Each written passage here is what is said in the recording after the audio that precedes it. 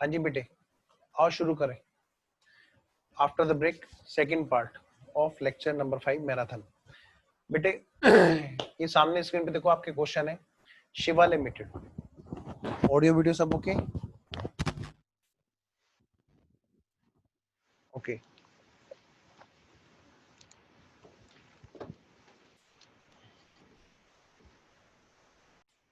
हाँ जी पढ़िए बेटा क्वेश्चन। देखो बैलेंस शीट दे रखी है किसकी? शिवा लिमिटेड की। और इसमें क्या है, असेट्स में देखो गुडविल दे रखी है यानी कि intangible assets, profit and loss account यानी कि डेबिट बैलेंस ऑफ लॉसेस। मतलब मैं कह सकता हूँ कि ये सब हमारे फिक्टिशियस एसेट भी दे रखी है और इंटेंजिबल एसेट्स भी दे रखी है।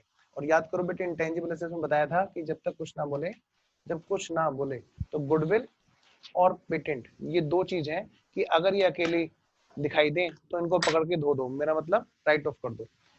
बेटे गुडविल और पेट गुडविल है यहाँ पर, हाँ जी है, तो हम राइट ऑफ करेंगे, हम बिल्कुल करेंगे अगर हमें क्वेश्चन ने कुछ नहीं कहा है तो। नेक्स्ट प्रीलिमिनरी एक्सपेंसेस है, प्रॉफिट एंड लॉस अकाउंट है, हाँ जी ये हमारे लॉसेस हैं, ठीक है। नाउ व्हाट, लायबिलिटी में देखो bank overdraft, सन्डी creditors, preference shares हैं 100 वाले, पता है फुल्ली पेड अप है, हाँ जी। ऐसे बेटे इक्विटी शेयर्स में 20,000 शेयर्स हैं 100 वाले, वो भी हमारे फुल्ली पेड अप है। देखो जी क्या कहते हैं, 2 साल के प्रेफरेंस डिविडेंड का एरियर है, 2 साल से प्रेफरेंस का डिविडेंड दिया ही नहीं है जी। मतलब मैं ये कह सकता हूँ कि ठीक है जी भाई दिया नहीं है, वो बात सही है, लेकिन क्या वो बैलेंस शीट में है? बैलेंस शीट में है ही नहीं।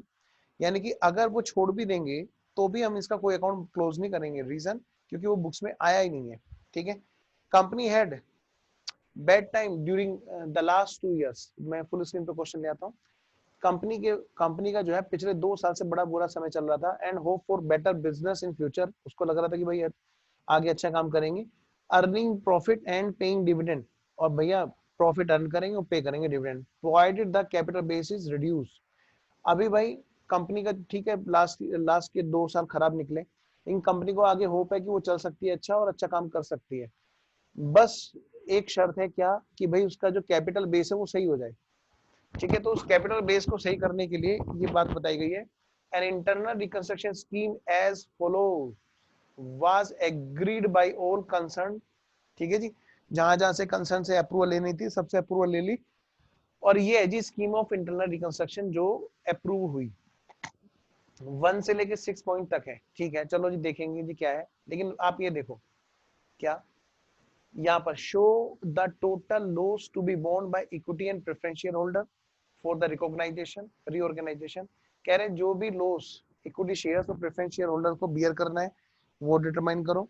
तो ठीक है जी, वो तो 1 से लेके 6 तक क्वेश्चन में जो एंट्री दी होगी वहां पे वो चीज निकल आएगी। कह रहा है shares of loss to be to the individual class of share holders, हाँ वो उसमें भी इक्विटी का और प्रेफरेंस का दोनों का अलग अलग बताना है, ठीक है। New structure of share capital after reorganisation, कि जब हम रीऑर्गेनाइज करें तो उसके बाद में जो नया स्ट्रक्चर निकल के आ रहा है, नया स्ट्रक्चर मतलब कैपिटल का,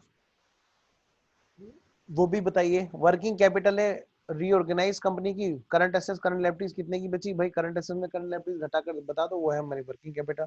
and a new proforma balance sheet after reorganisation. मैं आपसे बोलूं, यानी कि अगर हम सारी की सारी जन एंट्री कर लें और बैलेंस शीट बना लें तो सारी बातें एक साथ पूरी हो जाएंगी। यस, आइए जी करते हैं फिर। लो बेटा शुरू हो जाओ फटाफट से। हाँ जी, लो जी क्वेश्चन ने आपसे जो पूछा है बेटे, ठीक है, बहुत सारी चीजें पूछी हुई हैं, लेकिन हम पहले ना उसको उसी के अकॉर्डिंग बात करते हैं। कैसे भाई, एक तो उसको बैलेंस शीट चाहिए है ना, और लॉस जो equity share holder preference share holder सब लोग बियर करेंगे। तो सबसे पहले हम एक काम करते हैं बेटे, एग्जाम में भले ही उसने पूछा नहीं है, मैं फिलहाल आपको जन एंट्री करा रहा हूँ। क्या करा रहा हूँ मैं आपको? जन एंट्री। रीजन, क्योंकि बेटे सारी कहानी इसी के ऊपर बेस्ड है। सर एग्जाम में ऐसा करेंगे क्या? नहीं बेटे, ये जो मैं करा रहा हूँ ये एक्स्ट्रा प्रैक्टिस है। एग्जाम में आपसे जन एंट्री नहीं पूछी है तो जन एंट्री नहीं करनी, यानी जन एंट्री करने के बाद में फिर लेजर बनाऊंगा, फिर मैं इन सब क्वेश्चन का आंसर एक सिरे से लेके आऊंगा। लो जी, in the books of in the books of Shiva limited, Shiva limited की बुक्स में हम लोग क्या कर रहे हैं बेटे, सारी की सारी जन एंट्री कर रहे हैं। लो जी, जो जो क्वेश्चन ने बोला करते जाओ। सबसे पहले क्या कह रहा है, पॉइंट नंबर 1 जनरल एंट्रीज में, पॉइंट नंबर 1 जो है, नंबर 1 जनरल एंट्रीज क्या है जी? Number 1, creditors agree to forgo 50% of the claim. ध्यान रखना, ये यहाँ पर शेयर सरेंडर वर्ड नहीं आया है, ये शेयर सरेंडर स्कीम नहीं है। ये कौन सी है? Capital reconstruction scheme. कौन सी है बेटे? Capital reconstruction scheme. जब तक सरेंडर वर्ड ना आए रिकंस्ट्रक्शन चलता रहेगा। बेटे क्रेडिटर्स ने पेमेंट छोड़ दिया, यानी क्रेडिटर्स कम हो गए, यानी मैं कह सकता हूँ क्रेडिट बैलेंस जो होता है क्रेडिटर्स का, वो डेबिट होके कम होगा। क्रेडिटर्स अकाउंट डेबिट टू, क्या कहा मैंने? Creditors account debit to capital, एक minute, to capital reconstruction account. Creditors account debit to capital reconstruction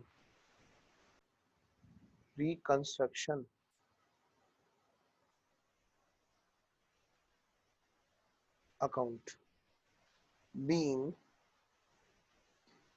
creditors reduced। बच्चों क्रेडिटर कितने के हैं? क्रेडिटर्स है बैलेंस शीट में 7 लाख के, और कितना परसेंट छोड़ रहे हैं? 3.5 लाख रुपए छोड़ रहे हैं। लो जी, 50% छोड़ रहे हैं, मतलब 3.5 लाख रुपए। एक काम करता हूँ, मैं पेन चेंज कर लेता हूँ, ब्लू से करता हूँ। आओ जी, नेक्स्ट सेकंड वाली एंट्री क्या कहती है जी? सेकंड वाला पॉइंट कहता है preference share holder withdrew arrears dividend claim. कह रहे हैं कि हमने डिविडेंड छोड़ दिया, जाओ कि हम अपना क्लेम जो डिविडेंड का वो छोड़ देते हैं। बेटे क्लेम छोड़ देंगे डिविडेंड का, मतलब कि वो डिविडेंड नहीं मांगेंगे, लेकिन हम इसके लिए कुछ भी एंट्री नहीं कर पाएंगे क्योंकि बैलेंस शीट में कुछ भी नहीं दे रखा। बेटे बैलेंस शीट में नहीं खुला हुआ है अकाउंट, किसका? क्रेडिटर्स का। क्रेडिटर्स का कोई भी अकाउंट नहीं खुला हुआ है, इसलिए हम लोग नहीं वहां पर कुछ भी अकाउंट बंद कर पाएंगे। नेक्स्ट, प्रेफरेंस शेयर होल्डर का डिविडेंड का अकाउंट नहीं खुला हुआ है, इसलिए हम कोई भी अकाउंट उसका बंद नहीं कर पाएंगे। अगला पॉइंट पढ़ना इसी के अंदर, they also agree to lower their capital claim by reducing nominal value in consideration 9% dividend effective after reorganization in the case of equity shareholder। in case equity shareholders का लॉस अगर एक्सीड कर जाए 50% of application of this scheme, ठीक है, कहते हैं क्या कि वो अपना 20% छोड़ देंगे, लेकिन कब? जब इक्विटी शेयर होल्डर का क्लेम अगर एक्सिस हो जाए, अगर एक्सिस हो जाए किससे बेटे? वो 50% ऑफ एप्लीकेशन ऑफ स्कीम। ठीक है जी, तो जी प्रेफरेंस शेयर होल्डर ने कितने का वादा किया? 10 लाख का 20% का, और इनका क्लेम आप जब कैलकुलेट करोगे बेटे, इनका बहुत इनसे एक्सेस हो ही रहा है, तो मैं सीधा सीधा एंट्री कर दूं। आओ जी, प्रेफरेंस शेयर होल्डर कैसे करेंगे कैलकुलेट, में वर्किंग नोट में दिखा दूंगा। ठीक है, preference share capital account debit, नाम क्या है जी प्रेफरेंस शेयर कैपिटल का? 7% प्रेफरेंस शेयर कैपिटल टू, बदले में क्या ले रहे हैं वो? 9% प्रेफरेंस शेयर कैपिटल। आपको पता है उनका रेट भी चेंज हो रहा है। और टू कैपिटल रिकंस्ट्रक्शन, भाई कितने के हैं ये कैपिटल रिकंस्ट्रक्शन? बेटे कितने के हैं प्रेफरेंस शेयर कैपिटल? ये है जी 10 लाख रुपए की। कितने की?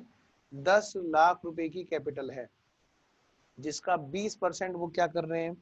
20% वो क्लेम छोड़ रहे हैं, यानी मैं कह सकता हूँ जी 2 लाख का कंट्रीब्यूशन कर रहे हैं, यानी कि 8 लाख का कंट्रीब्यूशन वो वापस मांग रहे हैं, अपना शेयर कैपिटल वो कन्वर्ट करा रहे हैं किसमें? रेट ऑफ इंटरेस्ट उनका चेंज हो रहा है, 9% preference share capital. Point number 3, bank agree to convert overdraft into term loan to the extent required for making current ratio equal to 2:1। बेटे यहाँ पर अभी इस एंट्री को फिलहाल रोकना पड़ेगा। बैंक ओवरड्राफ्ट जो है ना, बैंक ओवरड्राफ्ट, हाँ जी मैं इसको लिख के छोड़ देता हूँ पहले, bank overdraft account debit, bank overdraft account debit, क्योंकि बेटे बैंक ओवरड्राफ्ट को वो क्या कहते हैं? वो कन्वर्ट कर देंगे किसमें, टर्म लोन में, to the extent required for making the current ratio 2:1।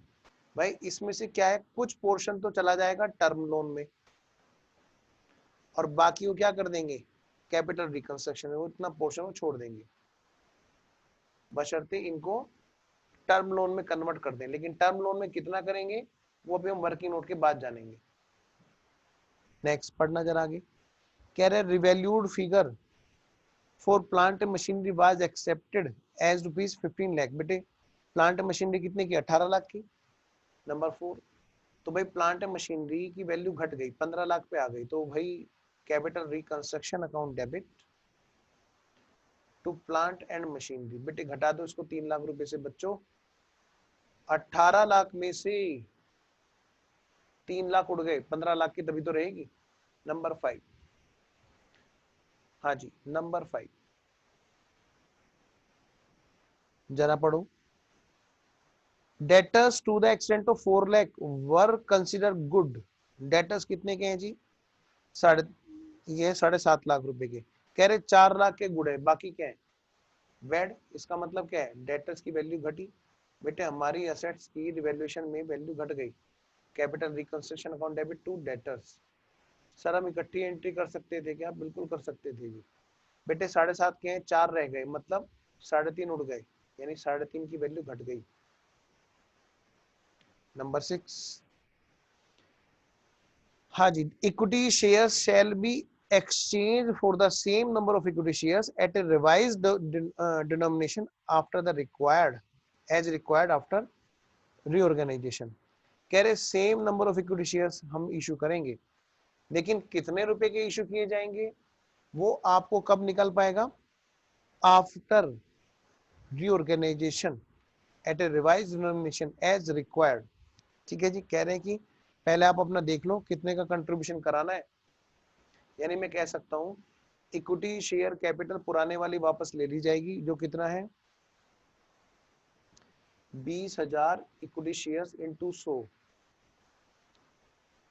20 lakh ये बेटे वापस ले ली जाएगी, क्योंकि इसको कन्वर्ट कर रहे हैं, तो 20 लाख की कैपिटल वापस आ जाएगी। इसमें से कुछ इक्विटी शेयर कैपिटल होगी जो वापस से दी जाएगी। कह रहे सेम नंबर ऑफ शेयर्स हमें देने हैं। बेटे तो नंबर ऑफ शेयर्स तो सेम रहेंगे, लेकिन कितने रुपए का दिया बनाया जाएगा अब शेयर, वो हमें देखना अभी बाकी है। बाकी का पोर्शन कहाँ आएगा बेटा, कैपिटल रिकंस्ट्रक्शन में। क्या ये बात ओके है? अच्छा जी, चलिए मैं मान रहा हूँ कि ओके है। आइए जी वर्किंग नोट पे चलते हैं हम लोग। वर्किंग नोट, आओ बेटे वर्किंग नोट पे शुरू हो जाए। सबसे पहले जो क्वेश्चन ने पूछा था, total loss to be borne by equity and preference then individual. आइए जी अब वो निकालते हैं जो क्वेश्चन ने हमसे पूछा था। नंबर 1 पार्ट हमारे से जो पूछा था क्वेश्चन ने, number 1 part, total loss to be borne by both share holders. दोनों शेयर होल्डर्स को लॉस कितना है जो बियर करना पड़ेगा ड्यू टू दिस स्कीम। तो भाई देखो सबसे पहली बात, बिना कहे हमें ये वाली एंट्री कर देनी थी, वो एंट्री भी कर देता हूं मैं। पॉइंट नंबर 7, क्या कुछ ना बोले तब भी हमें ये काम करना है, capital reconstruction account debit to goodwill. बेटे कितने की है गुडविल, 2 लाख रुपए की। कुछ ना बोले तो भी हमें गुडविल और पेटेंट दो तो में राइट ऑफ कर ही देने हैं, और साथ में सारे की सारी फिक्टिशियस एसेट्स। बेटे कौन कौन सी फिक्टिशियस एसेट्स हैं यहाँ पर देखो जरा फटाफट से। टू प्रिलिमिनरी एक्सपेंस, कितने के हैं जी प्रिलिमिनरी एक्सपेंस, 1 लाख रुपए की। नेक्स्ट बेटा और क्या है यहाँ पे, प्रॉफिट एंड लॉस का डेबिट बैलेंस बच्चों कितने का, 7 लाख का। 7 और 2 9 और 1 10, 10 लाख रुपए का ये है हिसाब किताब, जो राइट ऑफ इमीडिएटली हो जाएगा बिना कुछ कहे। क्वेश्चन ने मैं बोला नहीं, हमारे स्टडी मेट का जो रूल है हम उसी को फॉलो कर रहे हैं। हाँ जी नेक्स्ट, टोटल लॉस निकालो बेटा फटाफट से। तो एक तरफ से शुरू हो जाए, आओ बेटे शुरू हो जाते हैं। लो जी, सबसे पहले तो देखो असेट्स में क्या क्या असेट्स है जो चली जाएगी। भाई गुडविल कितने की घट गई, पूरी की पूरी घट गई, ये आ गया जी हमारा लॉस। और इस लॉस को कौन भुगतेगा, दोनों शेयर होल्डर। गुडविल के बाद में बताओ प्लांट मशीनरी घटी, हाँ जी घटी। कितने रुपए की घटी, ये जी 3 लाख रुपए की घटी, क्योंकि 15 लाख की वैल्यू रह गई थी ना इसकी। नेक्स्ट, फिर आपका स्टॉक है, स्टॉक की वैल्यू घटी क्या, नहीं घटी। डेटर्स की वैल्यू, हाँ जी घटी। डेटर्स 4 लाख के रह गए थे, 3.5 लाख रुपए के कम हो गए थे, तो जी 3.5 लाख रुपए के ये भी आ गए, हमारे डेटर्स भी आ गए।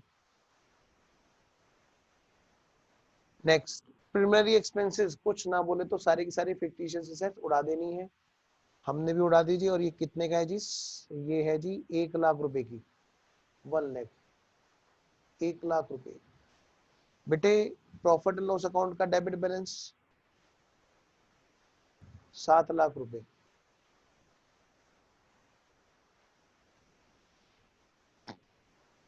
नेक्स्ट,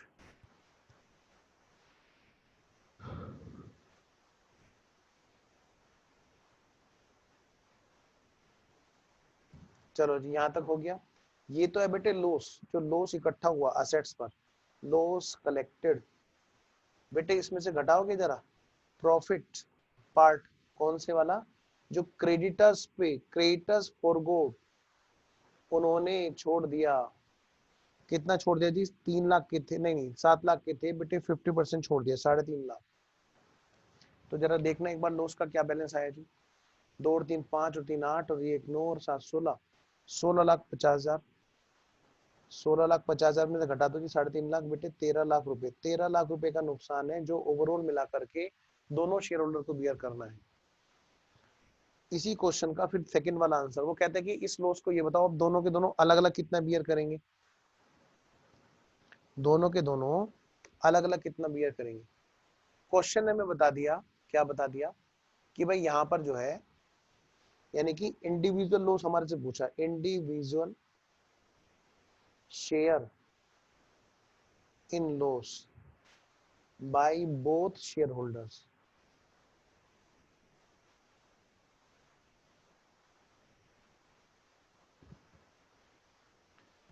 टोटल कितने का है जी, total loss to be borne, ये है जी 13 लाख रुपए का। उसमें से ए, बेटे प्रेफरेंस शेयर होल्डर कितना बियर करेगा ये तो हमें पता चल गया ना, प्रेफरेंस शेयर होल्डर्स कितना बियर करेंगे ये हमें पता चल गया, हाँ जी पता चल गया। क्वेश्चन ने बताया था कि वो 50% बियर करेंगे और 20% छोड़ देंगे, लेकिन बशर्ते एक चीज, क्या, अगर नुकसान इक्विटी शेयर होल्डर का, क्या कहा बेटे, अगर नुकसान इक्विटी शेयर होल्डर का उनके 50% से ऊपर पहुंच जाए। जरा एक बात का और ध्यान रखना, यहां पर हमें ये चीज तब पता चलेगी प्रेफरेंस शेयर होल्डर कितना बियर करेंगे, जिसको हमने 20% की एंट्री कर दी है, वो इस कैलकुलेशन के बेस पे की थी जो अब मैं यहाँ पे करा रहा हूँ। प्रेफरेंस शेयर होल्डर इस बेस पे बात करेंगे कि जो इक्विटी शेयर होल्डर है, अगर उनका नुकसान उनकी कैपिटल के 50% से ज्यादा पहुंच गया, अगर उनका नुकसान, कैपिटल कितने की उनकी, बोलो जरा, कैपिटल कितने की उनकी बेटे, 20 लाख की है ना। 20 लाख का आधा कितना होता है, 50%, यानी कि 10 लाख, कि अगर उनका नुकसान 10 लाख से ऊपर पहुंच गया है तो वो कौन बियर करेगा, प्रेफरेंस शेयर होल्डर भी 20% अपना छोड़ देंगे, ये शर्त थी वहां पर। लेकिन ये तब पता चलेगा जब उन्हें पता चलेगा यहाँ पर एक चीज का, क्या, कि भाई जो बैंक ओवरड्राफ्ट है, बैंक ओवरड्राफ्ट है, क्या उन्होंने छोड़ा, नहीं उन्होंने कुछ नहीं छोड़ा बेटे, बैंक ओवरड्राफ्ट ने कुछ नहीं छोड़ा, तो बैंक ओवरड्राफ्ट का तो हो गया नील। बैंक ओवरड्राफ्ट का तो बल्कि ये बता रखा है कि टर्म लोन में कन्वर्ट कैसे करेंगे, कितना पोर्शन कैसे कैसे क्या होगा, ठीक है, उसके लिए बता रखा है। कभी कोई सोचे, बैंक ओवरड्राफ्ट के लिए बता रखा है कन्वर्ट तब करेंगे इस हिसाब से कि जिससे कि करंट रेशियो हमारा 2:1 हो जाए, कितना हो जाए, 2:1, यानी कि बाकी पोर्शन बैंक ओवरड्राफ्ट ही बना रहेगा। क्या उससे इस बात पे कोई फर्क पड़ेगा, बताओ जी, क्या उससे इस बात पे कोई फर्क पड़ेगा प्रॉफिट लॉस पे, ना जी ना। तो ये लॉस फाइनल है, हाँ जी ये लॉस फाइनल है।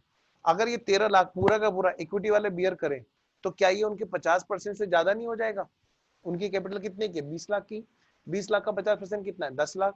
अगर ये नुकसान देखा जाए तो ये बेटे उनके 50% से ज्यादा है, और क्वेश्चन ने यही तो कहा था, क्या, preference share holder also agree to lower their capital by 20% by reducing nominal value, मतलब फेस वैल्यू भी कन्वर्ट होगी वहां पर, in consideration of 9% dividend effective, बशर्ते rate of interest 9%, sorry rate of dividend 9% कर दिया जाएगा। लेकिन कब? In case equity share holder loss exceed 50% of the application of scheme, कि स्कीम के अप्लाई होने में जो ओवरऑल लॉस आया वो उनके 50% ऑफ कैपिटल से भी ज्यादा है, जैसे 13 लाख उनके 50% से भी ज्यादा है, 10 से भी ज्यादा है, तो इसलिए बेटे उन्होंने 2 लाख में 2 लाख अपना यहाँ पे कंट्री किया, अपनी कैपिटल का 20%। तो इस 13 लाख में से 2 लाख का भुगतान अगर ये कर रहे हैं तो बाकी बचा कितना? 11 लाख। भाई ये कंडीशन सेटिस्फाई हो गई ना, इसलिए प्रेफरेंस शेयर होल्डर ने छोड़ दिया था। एनीवेज, तो कुल मिलाकर इंडिविजुअल कितना कितना लॉस बियर करेंगे, ये भी आपके हाथ में आगे बात दी।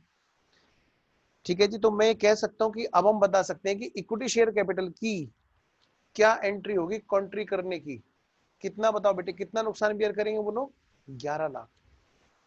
और कैपिटल कितने की है देखो जरा, इस वाली एंट्री पे वापस आओ। 20 लाख में से 11 लाख तो वो कर देंगे कंट्रीब्यूशन। इसका मतलब उनकी कैपिटल रह जाएगी कितने की? 20 में से 11 गई, यानी कितने की कैपिटल उनकी रह गई? 9 लाख। बिल्कुल सही कहा आपने। रिकॉर्डिंग में हुए तो क्या हुआ, आप बोल तो रहे हो ना? यस। जो बच्चे रिकॉर्डेड क्लास देख रहे हैं ये बेटे, वो प्लीज इस चीज को बिल्कुल ऐसे ले जैसे लाइव ले रहे हो। हाँ जी, तो 9 लाख को आप डिवाइड करो किससे? 20,000 से, तभी तो पता चलेगा कि इनकी फेस वैल्यू कितनी है, रीऑर्गेनाइज्ड फेस वैल्यू। ये बेटे फुल्ली पेड अप है। यानी अब एक एक शेयर कितने का हो जाएगा बेटा? अब हो जाएगा जी एक एक शेयर 45 रुपए का। आगे बढ़ते हैं, वर्किंग नोट नंबर 1। अच्छा, सॉल्यूशन का पार्ट 1 पार्ट 2 हो गया, पार्ट 3 कहता है बताओ नई कैपिटल कैसी दिखाई देगी आफ्टर रीऑर्गेनाइजेशन। मैंने कहा लो भाई, ये भी कोई बात है, अभी बता देते हैं। नई कैपिटल आफ्टर रीऑर्गेनाइजेशन कैसे दिखाई देगी? सॉल्यूशन का पार्ट 3, न्यू कैपिटल स्ट्रक्चर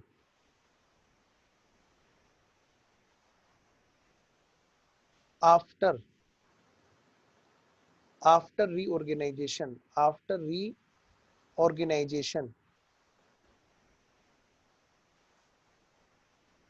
बेटे नंबर ए, पहले प्रेफरेंस की बात कर देते हैं। अब तो इनका नाम 9% प्रेफरेंस शेयर कैपिटल होगा जी, और इनकी कैपिटल पहले 10 लाख की थी, इन्होंने 2 लाख छोड़ दिए जी, तो ये बच जाएगी 8 लाख। क्या इनकी फेस वैल्यू चेंज हुई? नहीं जी, 100 रुपए वाली रही। बी, इक्विटी की बात करते हैं। अब इनका शेयर हो गया 45 का, और कैपिटल कितने की होगी? 9 लाख की।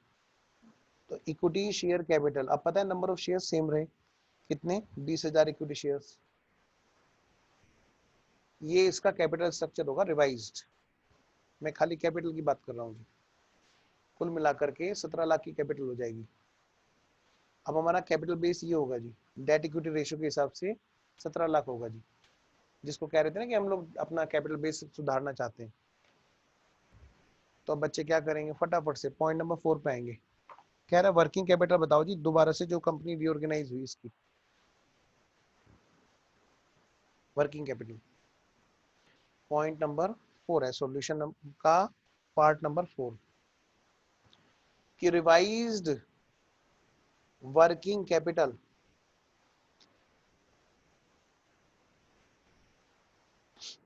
कितने की हुई? कि भाई डेट इक्विटी रेशियो का ध्यान रखना है हमें। किसका? Sorry, current ratio, current ratio का। करंट रेशियो मस्ट बी कितना? Current ratio must be 2:1। बेटे करंट रेशियो का फॉर्मूला क्या होता है? Current assets upon current liability. ठीक है जी। अब करंट असेट्स कितने की है जी, वो हमें पता है क्या? जरा देखो तो। यस, हमें पता है। करंट असेट्स में क्या क्या चीजें हैं जी यहाँ पे क्वेश्चन में? प्लांट मशीनरी गुडविल है क्या? नहीं जी। स्टॉक है? हाँ जी है। स्टॉक कितने का है सर? स्टॉक की वैल्यू अपडेटेड वैल्यू, उसमें कोई चेंज आया नहीं, 3 लाख का है। अच्छा, और डेटर्स बताओ जी। डेटर्स, डेटर्स की अपडेटेड वैल्यू है? हाँ जी, डेटर्स अपडेटेड वैल्यू है। डेटर्स की अपडेटेड वैल्यू है वो जी 3.5 लाख रुपए कम हो गए थे, 7.5 से ही रह गए थे, कितने? 4 लाख के। अच्छा, प्लस कैश, क्या प्रिलिमिनरी एक्सपेंस आता है करंट एसेट्स में? नहीं जी। कैश है, कैश कितने का? 1.5 लाख। उसमें कोई चेंज आया क्या? आएगा ही नहीं। तो भाई कैश भी हमारे करंट एसेट्स में 1,50,000। ये हमारी हो गई करंट एसेट्स कितने की? 4 और जी 3 7 और जी 1 8, 8,50,000। ये हमारी करंट एसेट्स है। इसके हिसाब से हमारे जो करंट लायबिलिटी है बेटे, करंट लायबिलिटीज में क्या क्या है हमारा, एक तो जी हमारा सन्ड्री क्रेडिटर्स है। क्या क्रेडिटर्स की फिगर हमें पता है? यस हमें पता है जी। क्रेडिटर्स की फिगर कितने की है जी? क्रेडिटर्स में कोई चेंज नहीं आया है, तो क्रेडिटर्स तो हमारे बेटे कितने के हैं? नहीं नहीं है 3.5 लाख रुपए, 50% छोड़ दिया था ना, 3.5 लाख रुपए के रह गए। प्लस बैंक ओवरड्राफ्ट, हाँ जी बैंक ओवरड्राफ्ट कितने का है ये हमें देखना है, क्योंकि बैंक ओवरड्राफ्ट जो है वो ये कह रहे हैं कि कितना छोड़ेगा बैंक ओवरड्राफ्ट वाला। क्या कह रहे हैं? छोड़ेगा मतलब छोड़ेगा नहीं, बिल्कुल नहीं छोड़ेगा। कि बैंक ओवरड्राफ्ट का के दो पोर्शन है। बैंक ओवरड्राफ्ट है कितने का पहले तो ये बताओ पुराना? ये सर ये है 3 लाख रुपए का। अच्छा, कह रहे इसका कुछ पार्ट बदल जाएगा लोन में और कुछ पार्ट अभी भी बैंक ओवरड्राफ्ट कंटिन्यू करेगा। बेटे जो बैंक ओवरड्राफ्ट के रूप में कंटिन्यू करेगा that will be treated as current liability, only that will be treated as current liabilities. अब ये कह रहे हैं कि हम इतना पोर्शन इधर लेके जाएंगे कि ताकि तुम्हारा करंट असेस और करंट लायबिलिटीज का जो करंट रेशियो है ये 2:1 मेंटेन हो सके, यानी कि ये 2 तो ये 1। Current assets upon current liabilities कितना रेशियो रहे? 2:1 का। यानी एक बात कंफर्म है, अगर ये 2 है करंट असेट्स तो ये करंट लायबिलिटी का टोटल कितना होगा? 1 होना चाहिए। आई रिपीट, करंट असेट्स का टोटल अगर 2 है तो करंट लायबिलिटीज का टोटल कितना? 1 होना चाहिए। बेटे करंट असेट्स में क्या क्या चीजें हैं? ये है। करंट असेट्स का टोटल कितना है? 8.5 लाख। तो मैं कह सकता हूँ करंट लायबिलिटीज का टोटल है वो इसका आधा होगा। करना जरा, 8,50,000 डिवाइड बाई 2, यानी कि इसका टोटल होगा 4,25,000। अगर ये 4,25,000 होगा जिसके अंदर ये दोनों करंट लायबिलिटी बनी जुड़ी हुई होंगी, तो मैं कह सकता हूँ जी जब 4,25,000 में से क्रेडिटर्स 3.5 लाख कवर कर जाएंगे, तो यानी बाकी जो पोर्शन है वो है बैंक ओवरड्राफ्ट का वो वाला पोर्शन जो करंट लायबिलिटी में कंटिन्यू करेगा। ये बेटे बैलेंसिंग फिगर आई हमारी 75,000। ये वाली जो फिगर है this is what, this is balancing figure. एक बार मैं फिर से रिपीट कर रहा हूँ, क्वेश्चन में कहा गया था 2:1 का हमारा करंट रेशियो मेंटेन होना चाहिए। करंट रेशियो का मतलब current assets upon current liabilities. अब करंट एसेट्स तो हमें पता है क्या क्या है जी, करंट एसेट्स में कोई कंफ्यूजन नहीं है, कोई फिगर मिसिंग नहीं है। करंट लायबिलिटी की मैं बात करता हूँ तो करंट लायबिलिटी में बेटे दो ही चीज आएंगी, क्रेडिटर्स और बैंक ओवरड्राफ्ट का वो वाला पार्ट जो लोन में कन्वर्ट नहीं हुआ। बैंक ओवरड्राफ्ट कितने का? 3 लाख का। 3 लाख का कुछ पार्ट लोन में कन्वर्ट हो गया, कुछ पार्ट बन गया कंटिन्यू रहा एज ए बैंक ओवरड्राफ्ट, मतलब करंट लायबिलिटी में कंटिन्यू कर रहा है। लेकिन कितना कंटिन्यू कर रहा है ये हमें पता नहीं, कितना कन्वर्ट हो रहा है ये नहीं हमें पता। लेकिन एक रास्ता हमें मिल गया, क्या? Current assets upon current liabilities, यही तो हमारा रेशियो है जो मेंटेन कर रहे हैं। हाँ जी, तो करंट एसेट्स का हमें टोटल पता है, हाँ, तो मैं इसका आधा कर देता हूँ, करंट लायबिलिटीज का टोटल मेरे हाथ लग जाता है। और ये किन दोनों का टोटल होगा? इन दोनों का टोटल ये होगा। इसमें से मुझे ये वाली फिगर पता है 3.5 लाख की, तो ये हमारी बैलेंस शीट फिगर निकल आई। यानी कि बैंक ओवरड्राफ्ट में से 75,000 will continue as a current liability and remaining part how much, 2,25,000 will be converted into term loan. बेटे हम इसकी एंट्री भी करेंगे, रुक गया था ना मैं। आइए जी, तो बैंक ओवरड्राफ्ट के की एंट्री को करो फटाफट से, जो बैंक ओवरड्राफ्ट हम लोग कन्वर्ट कर रहे हैं। बैंक ओवरड्राफ्ट अकाउंट डेबिट, जो कंटिन्यू करेगा उसको कुछ नहीं करना बेटे, इसका कंट्रीब्यूशन 0 है, क्योंकि सारा का सारा पार्ट या तो कन्वर्ट हुआ है या करंट लायबिलिटी में कंटिन्यू कर रहा है। तो करंट लायबिलिटी में कंटिन्यू कर रहा है, कितना पार्ट कंटिन्यू कर रहा है इसका? 75,000। तो मैं कह सकता हूँ जी 2,25,000 का बैंक ओवरड्राफ्ट बदल गया टर्म लोन में, और कोई भी कंट्रीब्यूशन यहाँ से नहीं हुआ। वो बच्चे गलत करेंगे जो पूरे पूरे 3 लाख को डेबिट करेंगे, क्योंकि 3 लाख पूरा कन्वर्ट नहीं हुआ अभी किसी भी चीज में। ठीक है जी, चलिए जी, मैंने ऐसा माना कि यहाँ तक सब ओके। आगे बढ़ो जी। अब हमें क्या करना है? कह रहे वर्किंग कैपिटल बता दो रीऑर्गेनाइज कंपनी की, तो भाई लो, अब तो कोई दिक्कत ही नहीं होनी चाहिए। करंट असेट्स हमारे पास में है, करंट लायबिलिटी हमारे पास में है, तो मैं पॉइंट नंबर 5 बना सकता हूँ सॉल्यूशन का 5th पार्ट। क्या? Working capital, working capital after reorganisation, after reorganisation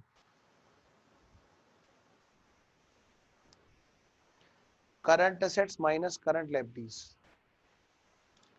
मतलब बेटे 8,50,000 माइनस 4,25,000, 8,50,000 माइनस 4,25,000, ये हमारा हो गया बेटे 4,25,000। This is our working capital. कहता है क्या, एक परफॉर्मा बैलेंस शीट हो बना दो। कह रहे कि बस भाई बैलेंस शीट हो बना के दिखा दो। फिर हमें जब तुमने इतना सब कुछ काम कर ही दिया तो फिर बैलेंस शीट बनाने में कोई दिक्कत है? आओ तो बनाते हैं।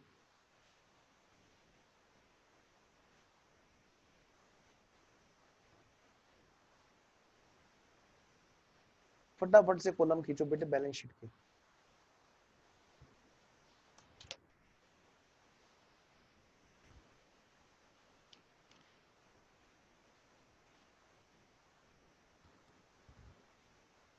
अच्छा, कैपिटल रिकंस्ट्रक्शन अकाउंट बनाया आपने? जरा बनाना एक बार, उसमें कुछ बैलेंस आ रहा है क्या? जरा देखो, मुझे नहीं लगता कि कुछ बैलेंस आएगा। एक छोटा सा पार्ट और कर लेते हैं, वर्किंग नोट। बनाओ बेटे capital reconstruction account. Capital reconstruction account बनाएंगे सारे बच्चे, फिर बैलेंस शीट बनाएंगे। कैपिटल रिकंस्ट्रक्शन बेटे सारी सारी एंट्री देखो। Creditors account debit to capital reconstruction by sundry creditors, कितने के? 3.5 लाख, 3,50,000। अगला देखो, सेकेंड एंट्री क्या है हमारी? Preference share capital account debit to capital reconstruction, मतलब 2 लाख रुपए। मैं कह सकता हूँ बाई, क्या नाम है, 7% है ना? हाँ, 7% preference share capital account debit to capital reconstruction, 2 lakh रुपए। 2 लाख का कंट्री उन्होंने किया है। बैंक ओवरड्राफ्ट का कुछ नहीं गया जी। Capital reconstruction account debit to plant and machinery. Plant and machinery की वैल्यू गिरी कितने से? प्लांट एंड मशीनरी की वैल्यू गिरी बेटे 3 लाख रुपए से। तो वो हमारी पोस्टिंग होगी जी इसमें, to plant and machinery 3 lakh रुपए। आगे की एंट्रियां देखो बेटे, उनकी पोस्टिंग करो। Capital reconstruction to debtors, 3.5 lakh रुपए से डेटर भी कम हुए। To sundry debtors, to sundry debtors 3.5 lakh रुपए। Equity share capital to equity share capital to capital reconstruction. बेटे कैपिटल रिकंस्ट्रक्शन में करेंगे by equity share capital 11 lakh रुपए। By equity share capital 11 lakh रुपए। Next, capital reconstruction to goodwill to preliminary expenses to P&L। 7 और जी काट दो, 2 1 7। To goodwill 2 lakh रुपए, to preliminary expenses और टू P&L अकाउंट का डेबिट बैलेंस 7 लाख रुपए। बेटा देखो और भी कोई एंट्री है क्या कैपिटल रिकंस्ट्रक्शन वाली?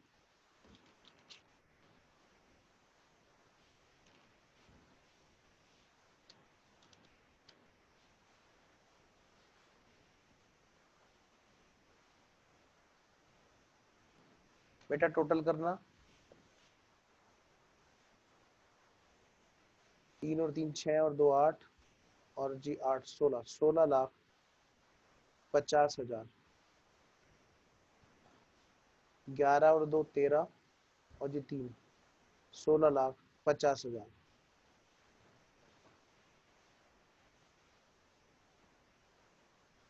लो जी फटाफट से देखो बेटे इसे, कैपिटल रिकंस्ट्रक्शन को देखो जी, और बनाओ जी फटाफट से बेटे बैलेंस शीट।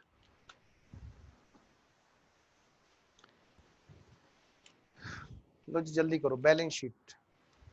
तो जी कैपिटल रिकंस्ट्रक्शन अकाउंट में कुछ भी नहीं बचा कि हम बोल सके कि उसको कैपिटल रिजर्व में या गुडविल में जहाँ पे भी ट्रांसफर करना है। कोई जरूरत नहीं है जी, जब बैलेंस बचा ही नहीं है तो उसकी कोई एंट्री भी नहीं होगी जी। आओ जी आगे बढ़ते हैं। आओ बच्चों फिर फटाफट से इसकी बैलेंस शीट बनाई जल्दी। हेडिंग डालो जी, बैलेंस शीट एज एट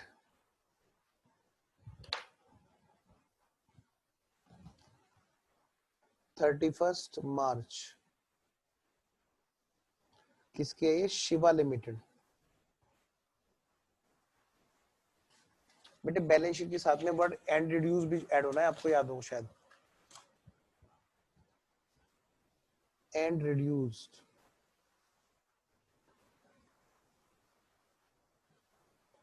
ताकि जब शेयर होल्डर उस बैलेंस शीट को देखें तो वो समझ जाए कि हाँ भाई ये जो है इसका इंटरनल रिकंस्ट्रक्शन हुआ है। अब लो जी फटाफट से शुरू हो जाओ। आफ्टर रिकंस्ट्रक्शन, ये है जी note number, particulars,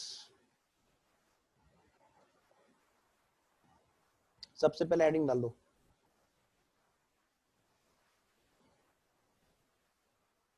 equities and liabilities,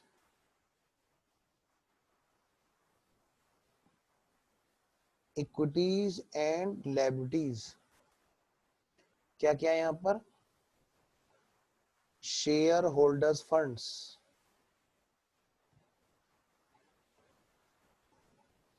B application money pending allotment,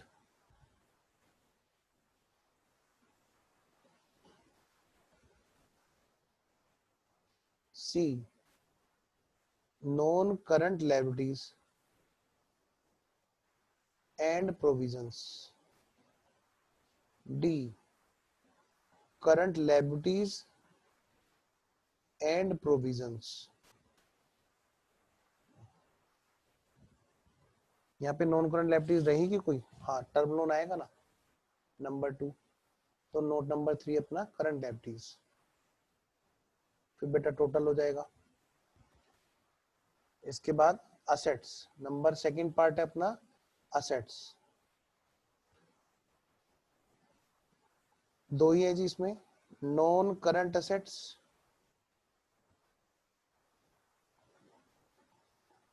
और B current assets. Note number क्या बैठेगा अब, नोट नंबर 3 के बाद में नोट नंबर 4 और इधर नोट नंबर 5, क्या हो जाएगा फिर इसका टोटल हो जाएगा, कॉन्टिंजेंट लायबिलिटीज एंड प्रोविजंस है ही नहीं जी यहाँ पे कोई, तो नोट नंबर की आवश्यकता ही नहीं है।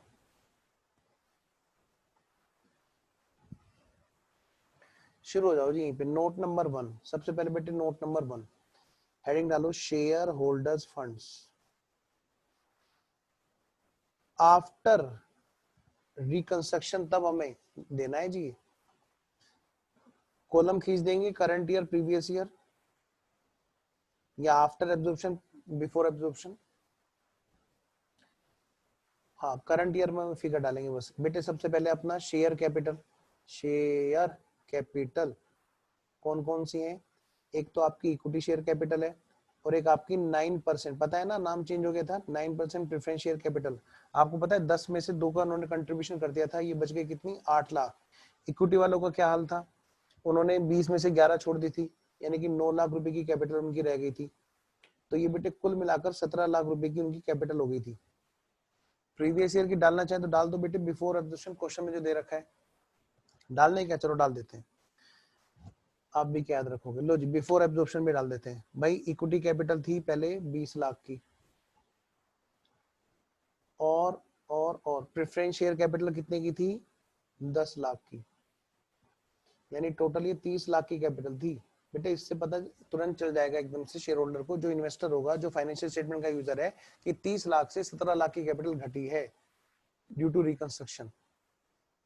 नेक्स्ट बी पार्ट है इसमें रिजर्व्स एंड सरप्लस, क्या इस क्वेश्चन में कोई रिजर्व एंड सरप्लस दे रखा है, नहीं जी यहाँ पर है नहीं जी इस क्वेश्चन में, तो ठीक है जी। ये हो गई हमारी फाइनल फिगर, इसको बैलेंस शीट में पोस्ट करो जी।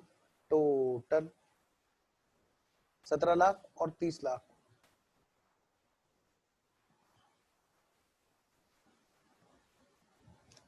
करें 17 और 30 बेटे, after reconstruction before reconstruction, current year previous year है ना। क्या करना है जी, क्या करना है, ये है जी 17 लाख और ये है 30 लाख, आफ्टर रिकंस्ट्रक्शन और बिफोर रिकंस्ट्रक्शन, एक काम करो, नीचे नोट नंबर में भी ये डाल लो, करंट ईयर प्रीवियस ईयर के बजाय आफ्टर एंड बिफोर। देखा है आपने कई सारे ऐड जहाँ पे वो कहते हैं ना वजन घटाओ, आफ्टर बिफोर, वो वैसे ही दिखा रहा है। पहले वजन था 30 लाख का, घट गया बेटे, देखो इसने वेट घटा लिया, कितना 17 लाख का रह गया। नॉन करंट लायबिलिटीज की बात करते हैं। क्या नॉन करंट लायबिलिटीज में कोई लंबा चौड़ा नोट बनाने की जरूरत है? नहीं जी। जो टर्म लोन में कन्वर्ट हो गया था वो कितने का था? आई थिंक शायद 2,25,000 का था ना। हाँ, 2,25,000 का हमारा टर्म लोन बन गया था जी, जो पहले नहीं था जी। नोट नंबर 3, नोट नंबर 3 को बना देता हूँ जी यहाँ पे। नोट नंबर 3, आफ्टर और बिफोर।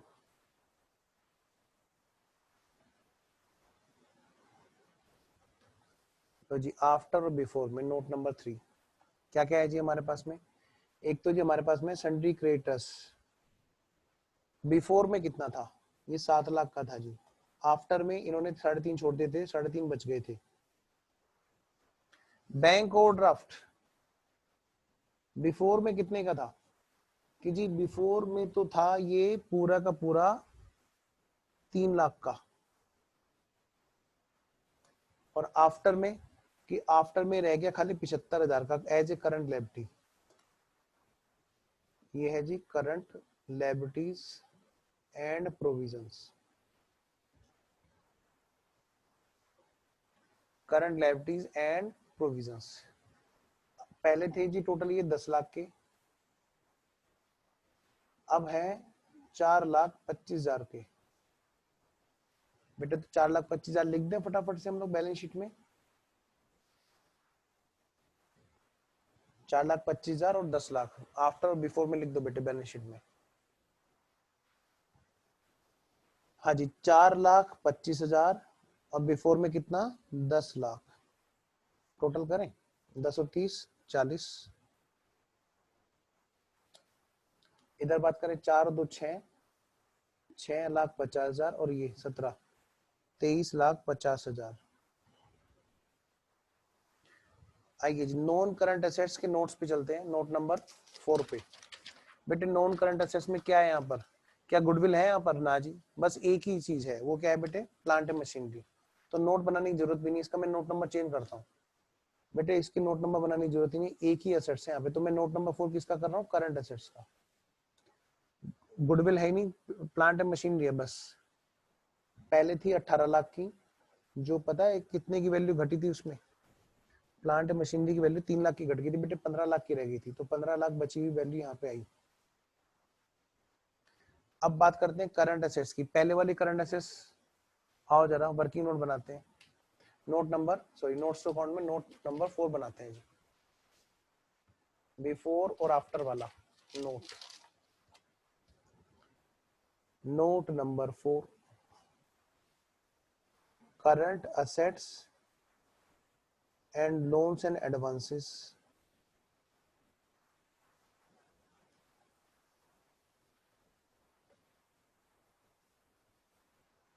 आफ्टर और बिफोर।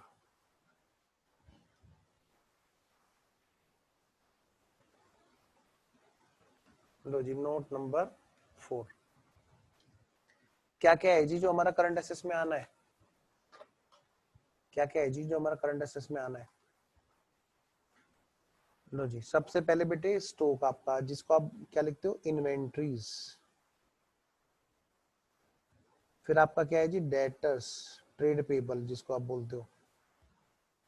फिर आपका कैश। इन्वेंट्रीज पहले कितने का था बेटे? पहले था जी 3 लाख का, उसमें कोई चेंज ना जी। आफ्टर में भी 3 लाख का है। डेटर्स पहले कितने का था? डेटर्स था जी पहले 7.5 लाख रुपए का। तो डेटर्स कितने से घटे जी? 3.5 से घटे, ये 4 रह गए थे जी। कैश पहले था जी 7 लाख रुपए का। कोई चेंज आपका जो कैश में चेंज आया हो जी? कैश में जी, कैश में कैश है जी, नहीं पहले 1.5 लाख का था, सॉरी 1.5 लाख का था। कैश में कोई चेंज है ही नहीं जी। बाद में भी इसका मतलब सेम रहेगा बैलेंस आफ्टर, क्योंकि बेटे किसी भी एंट्री में कैश का नाम आया ही नहीं कहीं। 3 और 4 7 और जी एक 8, 8,50,000 सॉरी 8,50,000। टोटल 3 और 7 10 और जी 1 11 और जी 1 12, बेटे 12 लाख।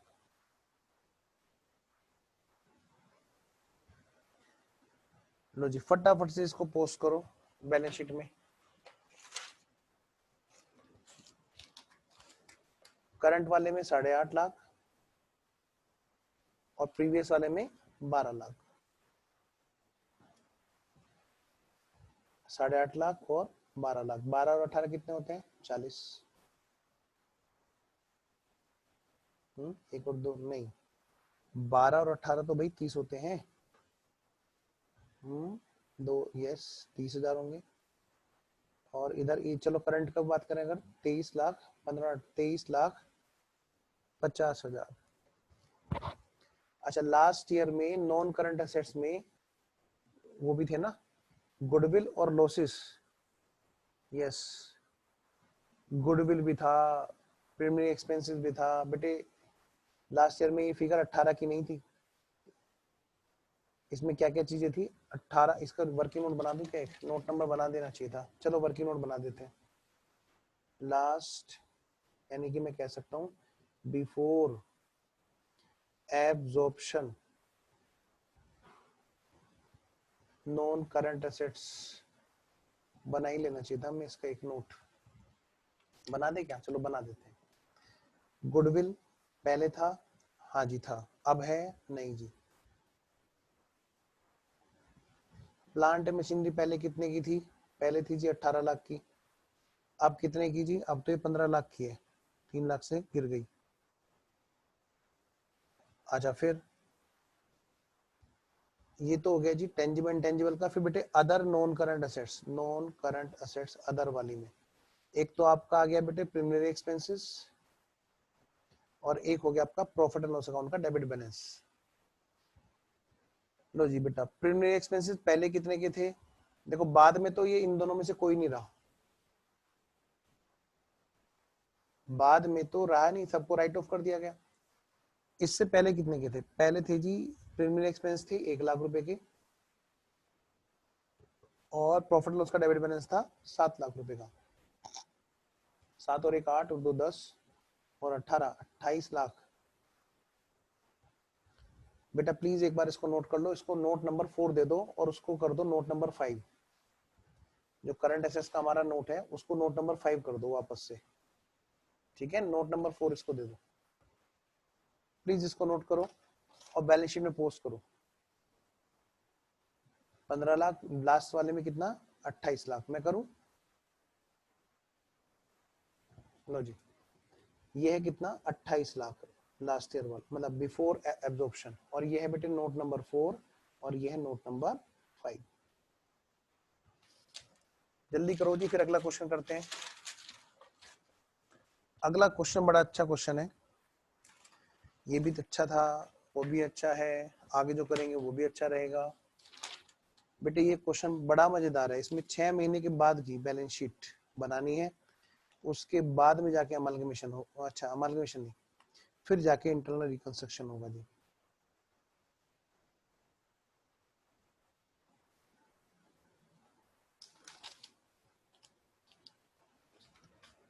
लो जी तो मैं आपके सामने लेके आ रहा हूँ बेटे स्क्रीन पे क्वेश्चन। लो जी नेक्स्ट क्वेश्चन, थोड़ा सा और जूम कर देते हैं जी।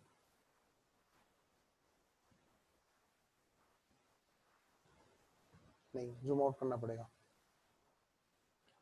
पढ़ो बेटे पहले इस क्वेश्चन को।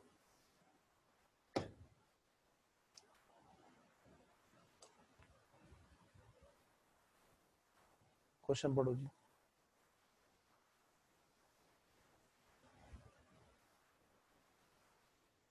बैलेंस शीट में शेयर कैपिटल दे रखी है दोनों, इक्विटी प्रेफरेंस दोनों दोनों फुल्ली पेड अप है। सिक्योरिटी पीएम दे रखा है, प्रेफरेंस शेयर्स पे जनरल रिजर्व दे रखा है जी। ठीक है जी। ट्रेड क्रेडिटर्स दे रखी है, दे रखे हैं। असेट्स में फिक्स असेट्स इंक्लूडिंग गुडविल, जिसके अंदर गुडविल भी है 1 लाख रुपए की, यानी हमें कुछ नहीं बोलेगा तो हम राइट ऑफ करेंगे ना गुडविल, वो भी दे रखा है हमें 1 लाख रुपए का। Investment, stock in trade, trade debtors, bank balance, कोई भी हमें फिक्टिशियस एसेट्स नहीं दे रखी, सिर्फ इंटेंजिबल एसेट दे रखी है बेटा। जरा ध्यान से, बैलेंस शीट कौन सी डेट की है हमारे पास? 1 अप्रैल की। किसकी? बीमा लिमिटेड। किसके बेटा? बीमा लिमिटेड की। आओ मैं क्वेश्चन का बचा हुआ पार्ट तुम्हें दिखाता हूँ। फोटो लेते रहे ना क्वेश्चन के। हाँ जी बेटे, क्वेश्चन का बचा हुआ पार्ट आपके सामने। कॉन्टिजेंट लायबिलिटी प्रेफरेंस डिविडेंड का जो एरियर्स है वो हमें क्वेश्चन दे रखा है। कितने के हैं? 66,000 रुपए के। बैलेंस शीट में है क्या? भाई जब बैलेंस शीट में नहीं है तो इसकी कोई एंट्री नहीं होगी। खैर, board of director of company decided upon following scheme of reconstruction. Cumulative preference shares है, उनको कन्वर्ट कर दिया जाएगा 13% अनसिक्योर्ड डिबेंचर्स में, 100 वाले। और इस रिगार्डिंग 80% जो ड्यूज है उनका डिविडेंड कैरियर्स के साथ में। अच्छा जी, फिर बाकी का जो ड्यू है बैलेंस, फॉर द बैलेंस 50% जो है पेड अप वो इशू की जाएगी। बेटे ध्यान से, क्यूमुलेटिव प्रेफरेंस शेयर्स को 80% का पेमेंट कर दिया जाएगा इन वाले ड्यूज का, जो भी इनके ड्यूज है वो ड्यूज जिसमें प्रेफरेंस का डिविडेंड भी शामिल है, एरियर्स भी। बेटे वो पहले बैलेंस शीट में था नहीं, मैं कह सकता हूँ वो अनरिकॉर्डेड लायबिलिटी की तरह डील हो रहा है। हाँ जी, तो जितना पार्ट उसका पेबल है only that will be considered, only that will be considered. ठीक है जी। अच्छा, और जो नहीं है पेबल उसकी बात ही नहीं कर रहे। कह रहे फॉर द बैलेंस कि बाकी का जो हिसाब किताब है प्रेफरेंस शेयर होल्डर्स का, जो बाकी का हिसाब किताब है उसकी बात अगर हम करें, क्या कह रहे? बाकी वालों को 50-50 रुपए के पेड अप इशू कर देंगे, शेयर्स, इक्विटी शेयर दे देंगे वो भी। ऑथराइज कैपिटल कंपनी की परमिट है कि भाई उसना शेयर्स हम बढ़ा सकते हैं, यानी कि इम्प्लाइड है कि क्वेश्चन में अगर रिक्वायरमेंट है तो वो शेयर्स को इंक्रीज कर सकते हैं। नेक्स्ट, इक्विटी शेयर्स जो है उनको उनकी वैल्यू को रिड्यूस कर दिया जाएगा, would be reduce to ₹50 paid up. जो इक्विटी शेयर्स हैं उनकी वैल्यू को ₹50 पेड अप में रिड्यूस कर दिया जाएगा। All the equity share holder agree to pay the balance in cash. कह रहे हैं इक्विटी शेयर होल्डर जो है तो कितने कितने रुपए के थे वो बेटे 100 रुपए के थे। पता है उनकी वैल्यू को कितना गिरा दिया गया? 50-50 रुपए तक लिया है। सर क्या इन वाले शेयर्स की भी बात कर रहे हैं जो पॉइंट नंबर 1 में इशू है? ना जी, क्या बात कर रहे हैं? इक्विटी शेयर्स सिर्फ वो वाले बात की गई है जो पहले से है। कैसे पता चला? मैंने कहा इसमें जब तक ये नहीं कहेगा कि इन वालों के लिए भी हम ये बात कह रहे हैं, जैसे अक्सर क्वेश्चन में देता है, तो तब तक हम क्या करेंगे, हम इसको मानेंगे वो एग्जिस्टिंग की बात कर रहे हैं जी, कि पुराने वाले इक्विटी शेयर्स जो 7.5 लाख रुपए के हैं, जो 100 रुपए के पेड अप है, उनको आधे में कन्वर्ट कर दिया गया 3.75 में। कह रहे फिर क्या कहते हैं, goodwill has lost its value. कह रहे गुडविल की वैल्यू खत्म है। हाँ तो ठीक है, and is to be written off fully, और पूरा का पूरा खत्म कर दिया जाएगा, उसको पूरा राइट ऑफ कर दिया जाएगा। अगर क्वेश्चन में कोई लाइन ना लिखी होती तो हम क्या करते, यही काम कर रहे होते। Investments are to reflect at their market value of 30,000। कह रहे इन्वेस्टमेंट जो है उनको मार्केट वैल्यू पर रिफ्लेक्ट करना है। भाई इन्वेस्टमेंट पहले कितने के हैं बुक्स में, चेक करो। अभी जो क्वेश्चन का पिछला पार्ट दिखाया था 20,000 के, कह रहे उनकी मार्केट वैल्यू कितने की है? 30,000 की। कह रहे तो ठीक है, उसकी वैल्यू एनहेंस कर देनी है हमें, फिर इसका मतलब 10,000 रुपए से बढ़ जाएगी। डिफरेंस कहाँ पे जाएगा? कैपिटल रिकंस्ट्रक्शन में।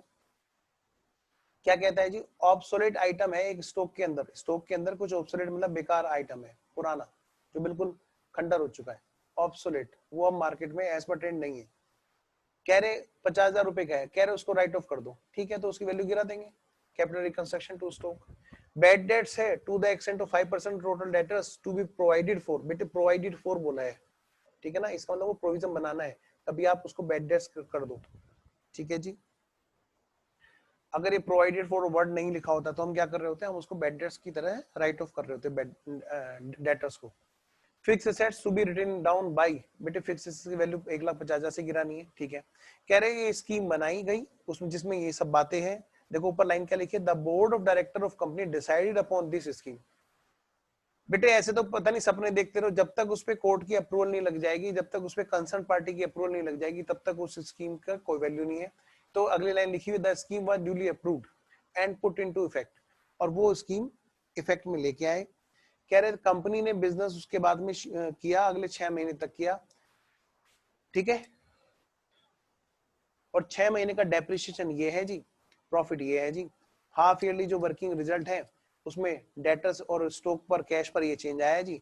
आपसे कह रहे हैं एक तो आप क्या काम करो, सबसे पहली बात रिकंस्ट्रक्शन करो, रिकंस्ट्रक्शन की जनरल एंट्री करो, फिर उसके बाद में सिंगल एंट्री का चैप्टर आता है हाँ जी, कि 6 महीने की ट्रांजेक्शन को ऐड बैक करके आप उसकी 6 महीने के बाद की बैलेंस शीट भी बना करके दिखाइए 30 सितंबर की। देख रहे हो बेटे क्वेश्चन, क्वेश्चन आपसे ना फर्स्ट ग्रुप का भी पार्ट पूछ रहा है सिंगल एंट्री वाला, कह रहा है तुम सच्ची बताओ तुम खाली डायरेक्ट सेकंड ग्रुप में तो नहीं आए हो। तो बेटे ध्यान से अब हमें क्वेश्चन को अकॉर्डिंगली डील करना है। तो सबसे पहले हम क्या करेंगे, क्वेश्चन के दो पार्ट है जी। पहला पार्ट है जनरल एंट्री जिसमें हम बात करेंगे रिकंस्ट्रक्शन वाली एंट्रीज की। इन द आंसर लिखो, आंसर 25। बेटे नंबरिंग में इसलिए डाल रहा क्योंकि सिलेक्टेड पार्ट में आपको करा रहा हूँ, ठीक है। नंबरिंग तभी अच्छी लगती है जब हम लोग कर रहे हो एक सिस्टमेटिकली एक बुक को फॉलो कर रहे हो प्रॉपर्ली। हम तो सारी बुक के क्वेश्चन कर रहे हैं। इन द बुक्स ऑफ बीमा लिमिटेड, बेटे ये कौन सी कंपनी है, बीमा लिमिटेड। बीमा लिमिटेड में सबसे पहला काम हम कब कर रहे हैं, ऑन 1 अप्रैल। क्या ईयर हमें बताया है, नहीं बताया, तो कोई बात नहीं। वैसे हमारे एग्जाम में तो 2020 आएगा ना, तो मैं वही डाल रहा हूँ फिलहाल, ऑन अप्रैल 1। जिनके में 2021 आएगा वो 2021 डाल लेना बेटे, हो सकता है रिकॉर्डेड क्लास को बाद में देख रहे हो, है ना। On 1 April 2020 internal reconstruction, internal reconstruction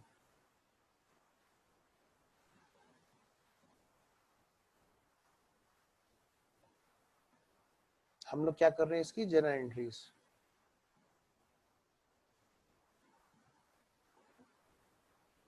low ji, number 1 point, और कितने पॉइंट है जी, पॉइंट वाइज करेंगे। नंबर 1 सबसे पहले वाली एंट्री,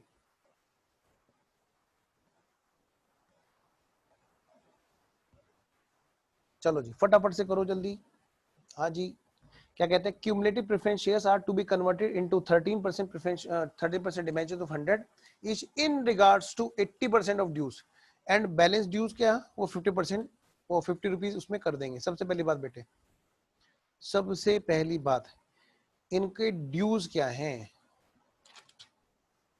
भाई, कैपिटल है हाँ जी, तो हम एक काम करते हैं, क्या नाम है इनका, प्रेफरेंस शेयर कैपिटल। अब क्योंकि क्वेश्चन ने बोल दिया कि भाई साहब प्रेफरेंस शेयर होल्डर की कैपिटल का तो ड्यू आप कर ही रहे हो सेटल, आप उसका प्रेफरेंस डिविडेंड का भी ड्यू सेटल करोगे। बेटे प्रेफरेंस डिविडेंड का जो ड्यूज है वो अनरिकॉर्डेड लायबिलिटी है, हम उसमें डायरेक्ट किसको डेबिट करेंगे, कैपिटल रिकंस्ट्रक्शन। किसी को दिक्कत हो इसमें इस एंट्री में तो मैं आपको बता दूं, वो पहले एक एंट्री कर ले। देखो इसको हम ऐसे भी कर सकते हैं, दो दो एंट्री थोड़ा बनाएंगे एग्जाम में। क्या, एक तो जी कैपिटल का ड्यू, कैपिटल का ड्यू, कैपिटल के dues, preference share capital account debit. मैं ऐसे नहीं करना, मैं आपको सिर्फ समझा रहा हूँ इसलिए दिखा रहा हूँ। तो प्रेफरेंस शेयर होल्डर कि भैया एक तो अपने कैपिटल के पैसे बताओ कितने हो गए, क्या कह रहे हो 3 लाख रुपए हो गए, अच्छा नंबर एक बात। दूसरा तुम हमें बताओ कि तुम्हारा डिविडेंड के पैसे कितने हो गए, जो बुक्स में नहीं था बेटे, ध्यान रखना प्रेफरेंस का डिविडेंड का एरियाज बुक्स में नहीं थे। तो बुक में नहीं थे तो हम क्या करेंगे, पहले हम बुक में रेज कर लें, रिवैल्यू कर लें लायबिलिटी को, एक तरह से रिवैल्यू कर दें। यस, तो हम एंट्री क्या करेंगे भाई, capital reconstruction account debit to preference dividend, preference dividend कितने का है, 66,000 है ना, हाँ 66,000। पहले हमने क्या किया, इस लायबिलिटी को बुक्स में ले आए, रिवैल्यू किया, फिर हमने देखा भैया ये बताओ ये लायबिलिटी पेमेंट किसको करनी है, कह रहे प्रेफरेंस डिविडेंड जो है उसको वापस से डेबिट करो और किस में डाल दो, प्रेफरेंस शेयर होल्डर को ड्यू कर दो कि भैया तुम्हें ओवरऑल जो देना है वो कितना है। एक तो ये वाला पार्ट है जो देना है प्रेफरेंस शेयर होल्डर को, और एक ये वाला पार्ट है जो देना है। मैं कह सकता हूँ जी टोटल 3,66,000 देने हैं, हाँ जी। तो मैं जो अब कर रहा हूँ, मैं इस इन दोनों को कट करके मैं कंपाउंड एंट्री कर रहा हूँ। अनरिकॉर्डेड प्रेफरेंस डिविडेंड को रिकॉर्ड करने के लिए मैं एंट्री कर रहा हूँ बेटे कंपाउंड एंट्री। क्या बनेगी, capital reconstruction to preference share holder. और कैपिटल वाले पार्ट के लिए capital to preference share holder 66,000। तो मैं इकट्ठा ड्यू कर रहा हूं इनका जी, to preference share holders account, to preference share holders account 3,66,000। बेटा आई होप आपको ये बात ओके होगी। आइए जी सेकंड वाला पार्ट, सेकंड वाला पॉइंट नहीं सेकंड नहीं, अभी तो फर्स्ट वाले पे ही है। कह रहे सुन लो, ये जो ड्यूज है, हाँ जी, उसका जो 80% ड्यूज है, हाँ जी, उसको तो हम क्या कर रहे हैं, उसको हम डिबेंचर दे रहे हैं। तो बेटे लो इसके ड्यूज को सेटल करो। अभी सेकंड पे नहीं गए, अभी हम इसी एंट्री पे, इन्हीं के ड्यूज की बात कर रहे हैं। फर्स्ट वाले पॉइंट के ही ए और बी पार्ट हमने कर लिए। प्रेफरेंस शेयर होल्डर जी, हाँ जी बताओ तुम्हारे ड्यूज कितने के हैं? कि हमारे ओवरऑल ड्यूज हो गए 3,66,000 के। अच्छा, तो इसका जो 80% है उसमें हम क्या देंगे तुम्हें? डिबेंचर्स देंगे। डिबेंचर्स का नाम क्या होगा जी? 13% अनसिक्योर्ड डिबेंचर्स। कितना जी? 3,66,000 का 80%। लो बच्चों, जो जो रिकॉर्डेड में देख रहे हो उसको बेटे फटाफट से निकालो। 3,66,000 का 80% हो गया 2,92,800। 2,92,800। बेटे 20% जो है उसके लिए हम क्या दे रहे हैं? इक्विटी शेयर कैपिटल दे रहे हैं। क्या दे रहे हैं बच्चों? Equity share capital. 3,66,000 का 20% हम दे रहे हैं इक्विटी शेयर कैपिटल, यानी बेटा 73,200। Next part, second part of question, second point of question क्या कहता है? Equity shares would be reduced. अब देखो ऑथोराइज कैपिटल बढ़ाने की कोई अलग से एंट्री तो होती नहीं, वो तो बुक्स में लिखना है बस, नोट्स अकाउंट्स में। हाँ जी, तो सेकंड पॉइंट पे सीधा, equity shares would be reduced to shares ₹50 paid up. पता है बेटे 100 रुपए का फुल्ली पेड अप है और इनकी नॉमिनल वैल्यू रिड्यूस हो रही है, और क्योंकि ग्लास पूरा फुल है, फुल्ली पेड अप है, इसलिए पेड अप अपने आप कम हो जाएगी। इक्विटी शेयर कैपिटल, पहले सारी की सारी इक्विटी शेयर कैपिटल ले लो। कितने की है जी? ये है जी 7,50,000 की। पता है बेटे 7,50,000 में क्या है? 75,000 इक्विटी शेयर्स हैं इनटू 100, सॉरी 7,500 इक्विटी शेयर्स हैं। 7,500 इक्विटी शेयर्स हैं बेटे 100 वाले, और 2 इक्विटी शेयर कैपिटल कितने की जी? 50 रुपए की। 7,500 इंटू 50, मैं कह सकता हूँ जी 3,75,000। और बाकी का जो पोर्शन है वो कहाँ गया बेटा? कैपिटल रिकंस्ट्रक्शन में। बचा हुआ 3,75,000।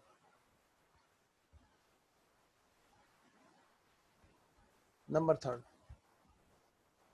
All equity share holder agree to pay the balance in cash. बेटे क्या हुआ? बाकी का पोर्शन उन्होंने कहा कि हम लोग ना कैश में भी दे देंगे। और ध्यान रखना आपकी बार क्या लिखा हुआ है? ऑल। कह रहे ऑल इक्विटी शेयर्स होल्डर्स।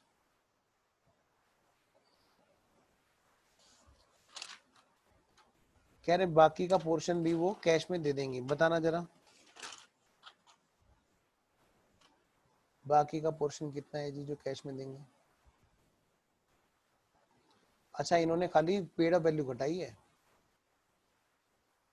ठीक है जी बेटे, इन्होंने खाली पेड अप वैल्यू घटाई है, इन्होंने नहीं घटाई है फुल्ली, क्योंकि कन्वर्ट करने को नहीं कहा ना, तभी तो उन्होंने बाकी का पोर्शन कैश में मांगा। तो मैं कह सकता हूँ 7,500 इंटू 50 रुपीज इनसे सिर्फ पेड अप का कंट्रीब्यूशन कराया। क्या करवाया? सिर्फ और सिर्फ पेड अप का कंट्रीब्यूशन कराया। 3,75,000 का कंट्रीब्यूशन करा लिया, और कहाँ डाल दिया इनको? कैपिटल रिकंस्ट्रक्शन में। बेटे ध्यान से, यहाँ पे क्वेश्चन की जो लैंग्वेज है वो ये कह रही है कि बाकी के 50 रुपए हमने कैश मांग लिया, बाकी का पैसा कैश में मांग लिया। वो कब होगा? जब शेयर्स पूरा का पूरा 100 रुपए का रहेगा। और क्वेश्चन में बोला है साफ साफ क्या? कि equity shares would be reduce to shares of. अब ऑफ का मतलब क्या होता है? ऑफ मतलब वाले। अगर मैं देखूं तो क्वेश्चन की लैंग्वेज गलत है, लेकिन अगली जो लाइन है वो तभी सही मानी जाएगी जब पहले वाली लाइन का हम प्रॉपरली सिस्टमेटिकली उसको ढंग से अकॉर्डिंगली मॉडिफाई कर ले। मतलब थोड़ा सा यहाँ पर आपको समझने की जरूरत पड़ेगी। क्वेश्चन ने कहा है कि equity shares would be reduce to shares of. अब ऑफ का मतलब तो क्या होता है कि कितने रुपए की फेस वैल्यू, कह रहे 50 रुपए की फेस वैल्यू वाले पर ईच पेड अप, ये कन्वर्ट कर देंगे। लेकिन यहाँ पर जब ये लाइन आती है equity share holder agree to pay balance in cash, भाई टोटल 100 रुपए का शेयर था, तुमने 100 वाले शेयर को 50 में कन्वर्ट कर दिया, यानी 50 उनसे कंट्रीब्यूशन करा लिया। तो यहां तक तो ऐसा लग रहा है कि भाई उनको कन्वर्ट कर दिया गया, नई वाली उसकी कन्वर्जन वैल्यू है, नई फेस वैल्यू उनकी दी गई। लेकिन यहाँ पर जब लाइन लिखी ना, all equity shares agree to pay the balance, क्यों भाई? जब 100 रुपए वाला शेयर पहले फुल्ली पेड अप था, 50 का तुमने कंट्रीब्यूशन करा लिया और 50 तक का उनका शेयर बना दिया ऑफ मतलब वाले, तो फिर तो फुल्ली पेड अप है, फिर तो आपको कुछ लेना बनता नहीं है। लेकिन ये जो लाइन ये यहाँ पे आ गई, agree to pay the balance in cash, इसका मतलब क्या है? ये जो ऑफ लिखा था ना, इसका सेंस ही इन्होंने चेंज कर दिया। इसका मतलब यहाँ पर जो शेयर्स है वो 100 रुपए वाला ही रहा, उससे खाली 50 रुपए का पेड अप वैल्यू का कंट्रीब्यूशन कराया गया और बाकी का 50 रुपए उससे फिर से मांग लिया गया। इसलिए बेटे हमें यहाँ पर जो एंट्री करनी होगी वो पेड अप के कंट्रीब्यूशन वाली करनी होगी, अदरवाइज ये कन्वर्जन में आता। कह रहे नाउ ऑल, अब ऑल का मतलब क्या है? ये वाले भी और वो वाले भी। लो जी, कौन कौन से? एक तो जी ये वाले जो 7500 अभी हम जिनकी बात कर रहे थे, एक वो जो पिछले वाले हैं। पिछले वाले कौन से? ये वाले, ये जो इक्विटी शेयर कैपिटल अभी इशू हुई ना इनकी। हाँ जी भाई, कितने कितने वाली है? 73,200 है डिवाइडेड बाय 50, यानी अगर मैं बात करूं यहाँ पर नंबर ऑफ शेयर्स की, तो बेटे 73,200 को जरा करना 50 से डिवाइड, कितने नंबर ऑफ शेयर्स यहाँ पर इशू किए गए? 1464 इक्विटी शेयर्स ऑफ 50। बेटे ऑफ तो मैं फिर गलत बोलूंगा कि ऑफ तो गलत हो जाएगा, यानी कि ऑफ तो 100 ही रहना देना है हमें, तभी तो बात 50 की बैलेंस अनपेड आएगी। तो बच्चों यहाँ पर मैं ऑफ ना लिखकर मैं लिखूंगा एट द रेट ऑफ 50। ध्यान रखना क्वेश्चन की लैंग्वेज अदरवाइज कॉन्ट्राडिक्टरी है, तो हमें सेंस को सही ढंग से समझना होगा, क्वेश्चन की लैंग्वेज को सही ढंग से यहाँ पे पकड़ना होगा। जो बच्चे रिकॉर्डिंग में देख रहे होंगे वो यहाँ तक का पार्ट एक बार प्लीज रिपीट कर ले, ठीक है? तो 7500 ये वाले प्लस 1464 ये वाले, कितने हो गए? टोटल हो गए बेटे 8,964। अब इतने शेयर्स पर आप कह रहे हो कि हम बैलेंस पार्ट मंगा लेंगे। बैलेंस तभी बनेगा जब 100 वाली वैल्यू 100 वाली रहने दी जाएगी, क्योंकि सिर्फ 50 रुपए है जो अभी हमारे से कंट्रीब्यूशन कराया गया। आओ जी, एंट्री क्या होगी? Bank account debit 8,964 into 50 to equity share capital, इसमें सारे शेयर्स आ गए 8,964 इंटू 50। कहीं ना कहीं मैं अगर देखूं तो लैंग्वेज बहुत कॉन्ट्राडिक्टरी है यहाँ पर। 448,200 448,200।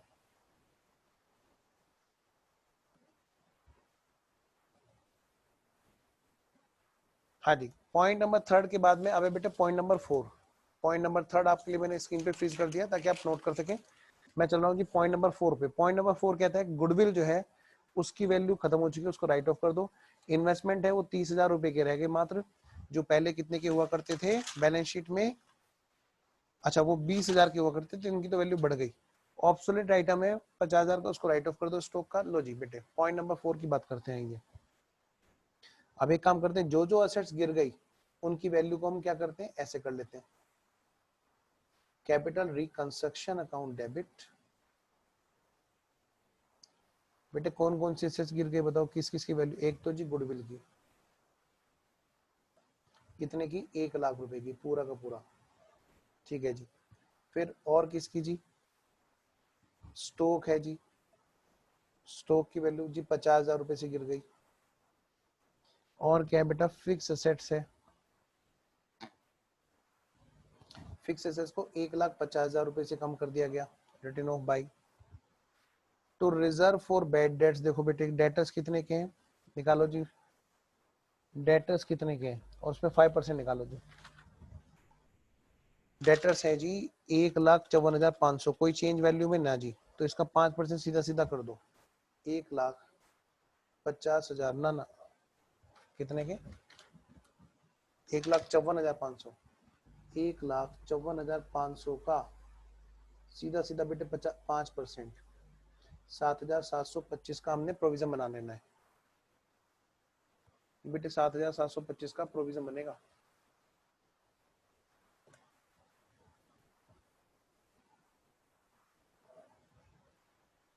नेक्स्ट और देखो जी क्या है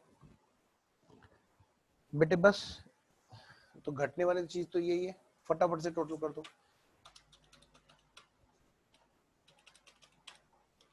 यानी कि बच्चों 3,07,725 की तो आएगी असेट्स की वैल्यू में गिरावट। वैल्यू बढ़ी भी है एक चीज की, आप ध्यान दो, investments, investment account debit to capital reconstruction account.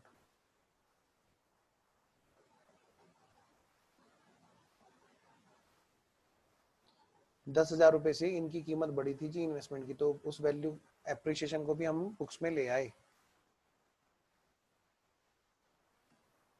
Next और क्या बचा, बस हो गया स्कीम का सारा काम। हाँ तो बेटे कैपिटल रिकंस्ट्रक्शन का एक बैलेंस भी आएगा, उसको और देखना पड़ेगा, और तो कोई नहीं है, शेयर होल्डर का कोई कंट्रीब्यूशन वो तो हो चुका जी। लो जी फिर एक काम करो फटाफट से इस एंट्री को बनाएंगे, लेकिन रुक के जरा पहले एक वर्किंग नोट बनाओ। वर्किंग नोट नंबर 1 क्या, कैपिटल रिकंस्ट्रक्शन अकाउंट। तुम्हारा जो कैपिटल रिकंस्ट्रक्शन अकाउंट है उसमें कौन सा बैलेंस आ रहा है, डेबिट आ रहा है कि क्रेडिट आ रहा है? डेबिट आ रहा है तो आप कहाँ ट्रांसफर करोगे, गुडविल में, और क्रेडिट आ रहा है तो कहाँ ट्रांसफर करोगे, कैपिटल रिजर्व में। लो बेटा जी बच्चों फटाफट से ट्रांसफर करो।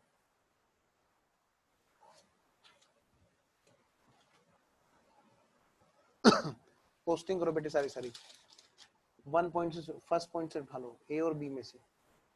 हाँ जी, 2 preference share holder 66,000, 2 preference share holders 66,000, 66,000। By equity share holder 3,75,000, by equity share holders 3,75,000।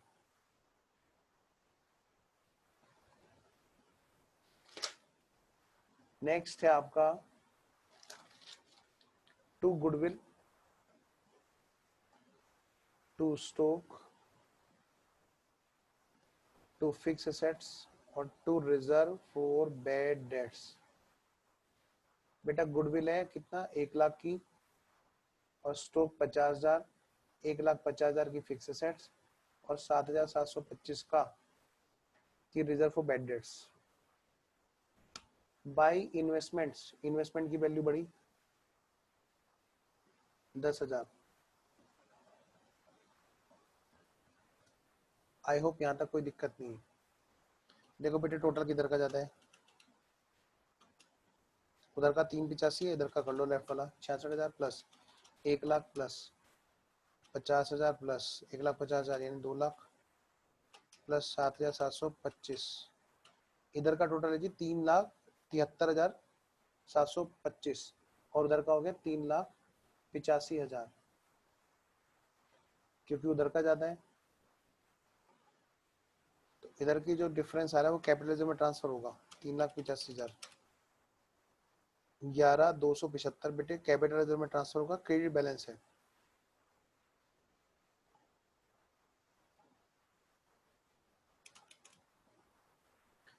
करो बेटे इसकी पोस्टिंग। कैपिटल याद है ना, लास्ट वाली एंट्री बची हुई है, capital reconstruction account debit to capital reserve.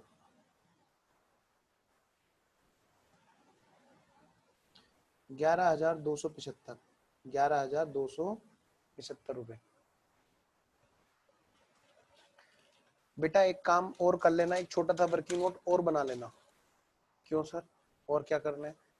होता क्या है कि हम लोग ना बिना ओपनिंग बैलेंसेस हाथ में लिए और सीधा क्लोजिंग वाली बैलेंस शीट बनाना शुरू कर देंगे तो दिक्कत हो जाएगी, क्योंकि यहाँ पर इमीडिएटली आफ्टर रीऑर्गेनाइजेशन रिकंस्ट्रक्शन हमारे पास बैलेंस शीट अवेलेबल हमें होनी चाहिए। वर्किंग नोट में पहले वो बैलेंस शीट बना लो, चाहे उसको बिना शेड्यूल थर्ड के फॉर्मेट बना लो, लेकिन उसको बना जरूर लेना। ठीक है, तभी कोई बात आगे करना। तो हम जब कर ही रहे हैं तो फिर ढंग से कर लेते हैं। वर्किंग नोट नंबर 2 शेड्यूल 3 में बनाते हैं। Working note number 2, working note number 2 updated value के साथ में। ठीक है, बहुत ज्यादा इसमें फॉर्मेलिटी की जरूरत नहीं है। तो आप क्या करेंगे, फटाफट से बैलेंस शीट एक रफ फॉर्मेट में खींच लो, जिससे कि आपको balance sheet immediately after reconstruction, ये कौन सी डेट की बात कर रहे हैं, 1 अप्रैल को ही हम लोग बना रहे हैं।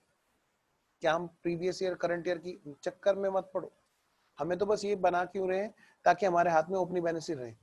तो जी इक्विटीज एंड लायबिलिटीज, एक तो जी हमारी इक्विटी शेयर कैपिटल है, हाँ जी, फिर हमारा प्रेफरेंस शेयर कैपिटल है, हाँ जी, फिर हमारा नॉन करंट लायबिलिटीज के हिसाब से क्या क्या बैलेंस है जी, जरा देखते रहना। हाँ नहीं, फिर तो हमारा जी रिजर्व एंड सरप्लस में सिक्योरिटी प्रीमियम है जी एक तो, और एक अभी अभी जनरेट हुआ है कैपिटल रिजर्व।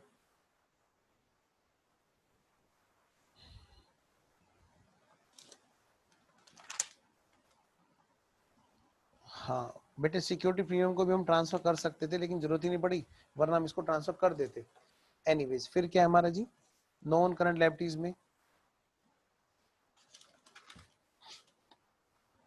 है ही नहीं non current liabilities, non current liabilities है ही नहीं हमारी।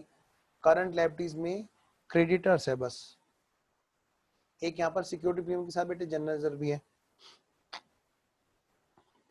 सिक्योरिटी प्रीमियम है 12,000 का,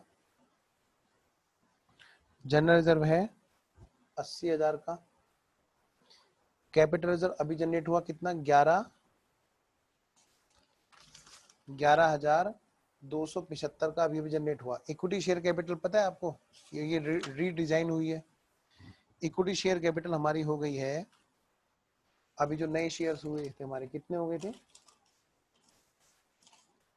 8,964, 8,964 इक्विटी शेयर्स ऑफ 100 ईच, 8,964 00। बेटे प्रेफरेंस शेयर्स की बात करो, प्रेफरेंस शेयर्स में क्या चेंज आया था, प्रेफरेंस शेयर्स तो क्वेश्चन में थे ही नहीं। हाँ नहीं थे 3 लाख के थे, 3 लाख का हमने 80% के लिए इक्विटी शेयर इशू किया था, सॉरी 20% के लिए, और 80% के लिए नॉन करंट लायबिलिटीज आ गई थी। अच्छा, नॉन करंट लायबिलिटीज मतलब यहाँ पर अनसिक्योर्ड डिबेंचर्स, नाम क्या है जी इनका, 13% डिबेंचर्स। और ये कितने रुपए के जनरेट हुए थे जी, अभी जन एंट्री हमने की थी, ये थे जी 2,92,800 के, 2,92,800। बेटे एंट्री देख लेना, आपने जन एंट्री से ही करना है, 2,92,800। प्रेफरेंस शेयर कैपिटल बाकी बची क्या ना जी, उनका नाम भी इक्विटी शेयर कैपिटल हो गया था, तो प्रेफरेंस शेयर कैपिटल अब तो रही नहीं जी। ठीक है जी, तो प्रेफरेंस शेयर कैपिटल अब नहीं रही, वो क्वेश्चन को प्यारी हो गई। अच्छा फिर देखो जी सन्ड्री क्रेटस, क्रेटस में कुछ चेंज आया है क्या, क्रेटस की वैल्यू में कोई चेंज आया है क्या, नहीं आया जी। तो क्रेटस जितने के थे बेटे उतने के ही रहे। क्रेटस कितने के हैं जी, बेटा जी क्रेटस है हमारे 3,75,000 के, तो वो 3,75,000 के ही बने रहे। ये हो गया जी हमारा टोटल। फिर है हमारी असेट्स, असेट्स में बात करो जी, क्या गुडविल की वैल्यू है, ना जी ना, कुछ भी नहीं है, वो तो खत्म हो गई ना सारे की सारी है। नहीं गुडविल तो है, अच्छा 1 लाख हमने राइट ऑफ नहीं की क्या, हाँ कर दी ना, तो गुडविल तो हमारी है ही नहीं। इन्वेस्टमेंट कितने के हैं जी, इन्वेस्टमेंट तो जी बढ़ गए थे, ये नॉन करंट इन्वेस्टमेंट हमने मान लिया, नॉन करंट एसेट्स के अंदर नॉन करंट इन्वेस्टमेंट 30,000 के हो गए। बेटे करंट एसेट्स में आपका stock in trade, stock in trade, फिर आपका डेटर्स, डेटर्स है तो वहां पर रिजर्व फॉर बैड डेट्स भी आपकी जनरेट हुई अभी अभी। फिर यहाँ पर आउटर कॉलम में आ गया आपका बैंक, मतलब कैश एंड कैश इक्विवेलेंट। लो जी स्टॉक की बात करो, स्टॉक की वैल्यू में कोई चेंज आया है क्या अभी, स्टॉक की वैल्यू में, हाँ जी 50,000 से कम हुआ है जी। स्टॉक कितने का था जी पहले? पहले था जी 2 लाख का, 50,000 से कम हो गया, यानी कि 1,50,000 का रह गया। नेक्स्ट डेटर्स कितने के थे जी? 1,54,500 के थे। इस पे कोई प्रोविजन बनाइए ना अभी, 7,700 कुछ की, 7,725 की प्रोविजन है जी, 7,725 की प्रोविजन है। तो घटाना जा रहा है 1,54,500 माइनस 7,725 की, 1,46,775 की। बैंक की बात करो, बैंक ओपनिंग में कितना क्या था? बैंक था जी 62,500 का था। कोई और चेंज आया? हाँ जी, इक्विटी शेयर होल्डर वाले, जो इक्विटी शेयर होल्डर है वो पैसे लेकर गए 4,48,200 का, प्लस 4,48,200 ये लेकर के आए बेटे। 62,500 प्लस 4,48,200 कितना हो गया जी? 5,10,700।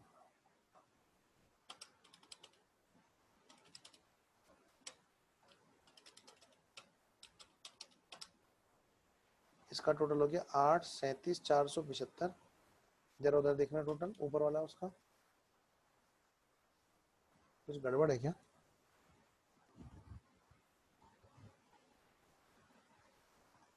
फिक्स एसेट्स रह रही है, इसके अलावा इन्वेस्टमेंट के अलावा जो फिक्स एसेट्स है बेटे वो भी तो रह रही है भाई। 10,80,000 में से 1,00,000 तो गुडविल थी, बाकी की फिक्स एसेट में कोई चेंज आया क्या? नहीं आया। यानी बेटे 9,80,000 की हमारी फिक्स एसेट तो रह ही रही है।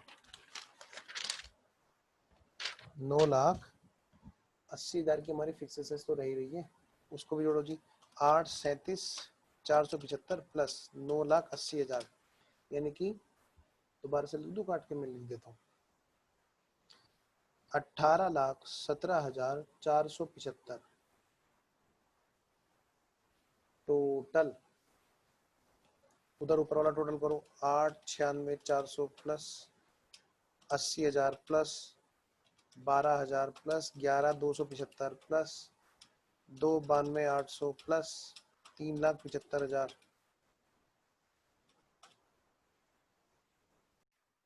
हाँ जी, उधर का जो टोटल, 1 मिनट, 9,80,000 को बेटे इसमें 1,50,000 बेटे डाउन भी तो किए थे, इसको भी ठीक करो। 1,50,000 हमने इसमें से राइट ऑफ किए थे, तो अपडेटेड वैल्यू कितनी है? 980 माइनस 1,50,000 बेटे 8,30,000 की है बच्चों। ये कितने की है? 8,30,000 की। अब करो जी टोटल कितना आएगा, और तो कोई चेंज नहीं है। 8,30,000 प्लस 30,000 प्लस 1,50,000 प्लस जो 1,46,775 प्लस 5,10,700 टोटल हो गया जी 16,67,475। जरा ऊपर वाला टोटल करना बेटे, 8,96,400 plus 80,000 plus 12,000 plus 11,275 plus 2,92,800 plus 3,75,000 बेटे। ऊपर का टोटल भी सेम है, 16,67,475। तो आगे बढ़ने से पहले जरूरी है कि हमारे पास में ना हमारी ये ओपनिंग बैलेंस शीट हमारे हाथ में हो। इमीडिएटली आफ्टर रिकंस्ट्रक्शन जो हमारी बैलेंस शीट है बेटे वो ये है, और इसी में ही हम वो 6 महीने की ट्रांजेक्शन को एडजस्ट करेंगे, जिसके बाद में हम सितंबर वाली डेट पर पहुंचेंगे, तब हम उसकी बैलेंस शीट बना पाएंगे अपडेटेड। आइए जी, तो अब हमें बनानी है 6 महीने के बाद वाली बैलेंस शीट। 6 महीने के बाद वाली बैलेंस शीट का मतलब है सीधा सीधा बेटे सिंगल एंट्री का पार्ट यहाँ पर शुरू हो गया। और देखो 6 महीने में बस 2-3 का चेंज है, 2-3 चीजों का चेंज है। तो मैं कह सकता हूँ, मैं दोबारा से बैलेंस शीट का फॉर्मेट खींच लेता हूँ जी। लो जी, अब कर बेटे साफ साफ।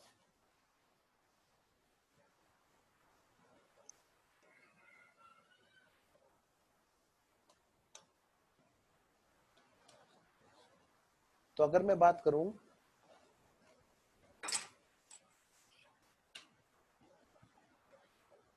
हमें चाहिए कौन सी डेट की बैलेंस शीट भाई? क्वेश्चन ने जो हमसे मांगा है आफ्टर 6 मंथ, है ना? After 6 month.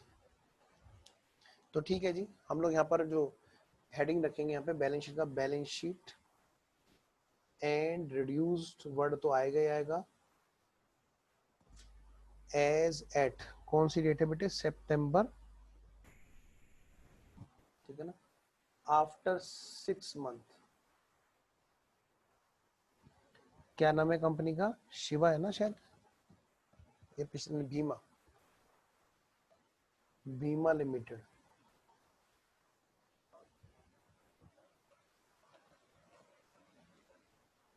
तो यहाँ पर जो हेड डालेंगे इसमें कौन से डालेंगे? After 6 month and before 6 month. After 6 month, before 6 month, particulars.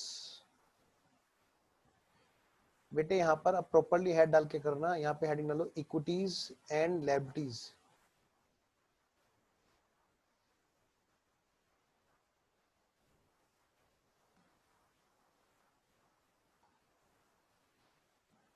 सबसे पहले शेयर होल्डर्स फंड्स,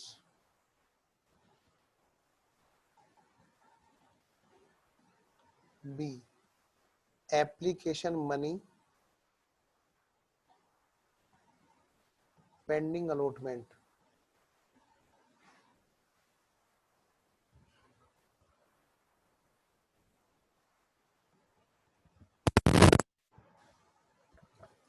सी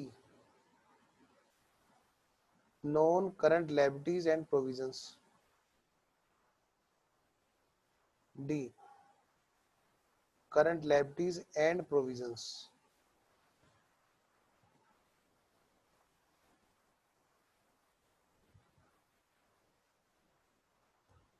नेक्स्ट सेकंड पार्ट है हमारी बैलेंस शीट का, that is what? That is assets. एक होगा जिसमें नॉन करंट असेट्स,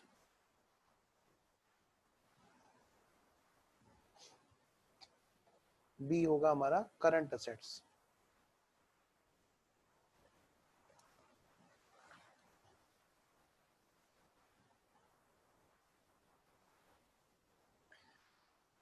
हाँ जी शुरू करें। Note number 1, note number 2, note number 3, note number 4, note number 5। Contingent liability डाल के छोड़ दो, वैसे इसके लिए कोई जरूरत नहीं थी, इग्नोर भी कर सकते हैं, बट इट्स बेटर क्योंकि फॉर्मेट में तो डाल देना चाहिए। लो जी, नोट नंबर 1, ध्यान रहे हम लोग जो बना रहे हैं बैलेंस शीट वो कब बना रहे हैं? After 6 month. क्या इन 6 महीनों के दौरान, क्या इन 6 महीनों के दौरान कोई चेंज आया बेटे कैपिटल में?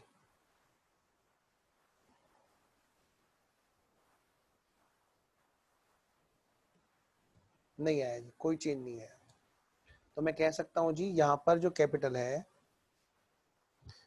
वो सेम रही, क्वेश्चन में लिखा हुआ है साफ साफ, सिर्फ प्रॉफिट में चेंज है, डेप्रिसिएशन की बात है, डेटर्स में चेंज है, कैश में चेंज है, स्टॉक में चेंज है, और तो कुछ चेंज नहीं है। इसका मतलब इक्विटी शेयर कैपिटल हमारी सेम रही थी जो पहले थी, और बेटे प्रेफरेंस शेयर कैपिटल है ही नहीं, तो और दूसरा हमारा क्या बचा? Reserve and surplus. लो जी, तो मैं फटाफट से कैपिटल को लिख दूं पहले। 8,96,400 जो थी वो 8,96,400 ही बनी रही। मेरे साथ साथ करते चलेंगे, आगे नहीं। हाँ जी, नेक्स्ट इक्विटी के बाद में बेटे प्रेफरेंस, प्रेफरेंस है ही नहीं, ठीक है, तो रिजर्व एंड सरप्लस की बात करते हैं। जनरल रिजर्व में कोई चेंज आया क्या? इसमें कुछ भी नहीं लिख रखा, इसका मतलब general reserve as it is रहा। सिक्योरिटी प्रीमियम में कोई चेंज नहीं है जी, जो था पहले कितने का 12,000 का वो एज इट इज 12,000 का रहा। कैपिटल रिजर्व में कोई चेंज नहीं है जी, जो रिकंस्ट्रक्शन के बाद में जनरेट हो गया था 11,275 का 1 अप्रैल को, वो ऐसा का ऐसा ही आज भी रहेगा 6 महीने के बाद। एक चीज में चेंज आएगा बस, प्रॉफिट एंड लॉस, जो एप्रोप्रिएशन का क्लोजिंग बैलेंस अभी जो हम लोग निकालेंगे आफ्टर 6 मंथ, ये है जो अब हमें डालना है। तो करें फिर इसकी, आओ। क्या मैं इसके लिए नोट्स टू अकाउंट्स वाला नोट बनाऊंगा? नहीं जी, ये तो भाई बैलेंस शीट के नोट्स टू अकाउंट्स हैं, मैं इसके लिए बनाऊंगा एक वर्किंग नोट। बेटे एक वर्किंग नोट बना लेते हैं एसओपीएल का, मतलब पीएनएल एप्रोप्रिएशन का। वर्किंग नोट नंबर 1, अच्छा वर्किंग नोट नंबर 3 होना चाहिए, चलो कोई बात नहीं, वर्किंग नोट नंबर 1 इसका। हाँ जी, पीएनएल एप्रोप्रिएशन, पीएनएल एप्रोप्रिएशन। हाँ जी, और बेटे बैलेंस शीट बनाया फटाफट से। बैलेंस शीट में हमने बनाया था क्या बनाया था कि हमने शेयर होल्डर फंड्स, यहाँ पे एक रह गया बस पीएनएल एप्रोप्रिएशन का बैलेंस, है ना। तो ओपनिंग में तो कुछ था नहीं, अभी देखते हैं क्या आता है पीएनएल एप्रोप्रिएशन का बैलेंस। आइए जी फटाफट से देखें, बनाओ बेटे पीएनएल, इसका 6 महीने का पीएनएल। क्वेश्चन में एक चीज दे रखी है, क्वेश्चन में दे रखा है 80,000 का। पढ़ो बेटे, देखो क्वेश्चन में क्या दे रखा है। Company carried on trading for 6 months and after writing of depreciation on the revised value of fixed assets at the rate of 20% per annum, ठीक है, and made a net profit of 80,000। यानी बेटे सब कुछ काम करने के बाद में ये जो प्रॉफिट है 80,000 का प्रॉफिट आया। लो जी, सारे काम निपटाने के बाद का प्रॉफिट हमें दे रखा है 80,000 का प्रॉफिट, यानी कि इसमें हमें निकालने की जरूरत ही नहीं है, क्वेश्चन निकलाया दे रखा है। और कोई चीज ऐसी ना जी, जरा इसका टोटल करना फटाफट से, कितना हो गया जी।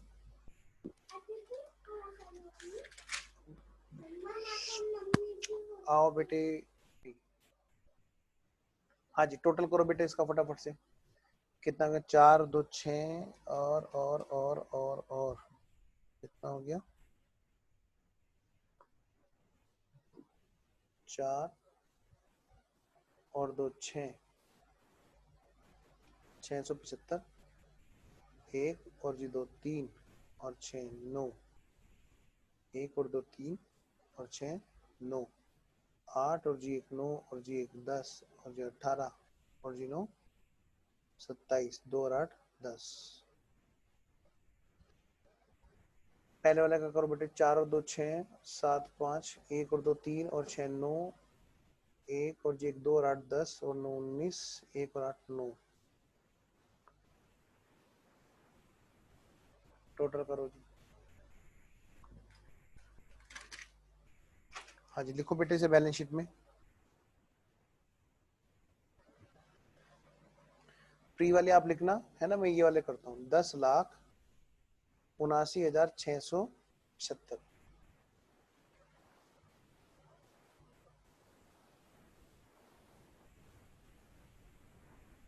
10,79,675। बेटे प्री वाली आप खुद भर लेना। एप्लीकेशन मनी पेंडिंग अलॉटमेंट कुछ नहीं है, नॉन करंट लायबिलिटीज में आएगी। जरा जरा देखे तो सही, नॉन करंट लायबिलिटीज में क्या लिखा है बेटे। नॉन करंट लायबिलिटीज में तो कुछ भी नहीं, सिर्फ एक वही डिबेंचर ही आने हैं। चलो जी बना देते हैं, जब लिखी दिया तो। Note number 2, non current liabilities 13% unsecured debentures 2,92,800, 2,92,800,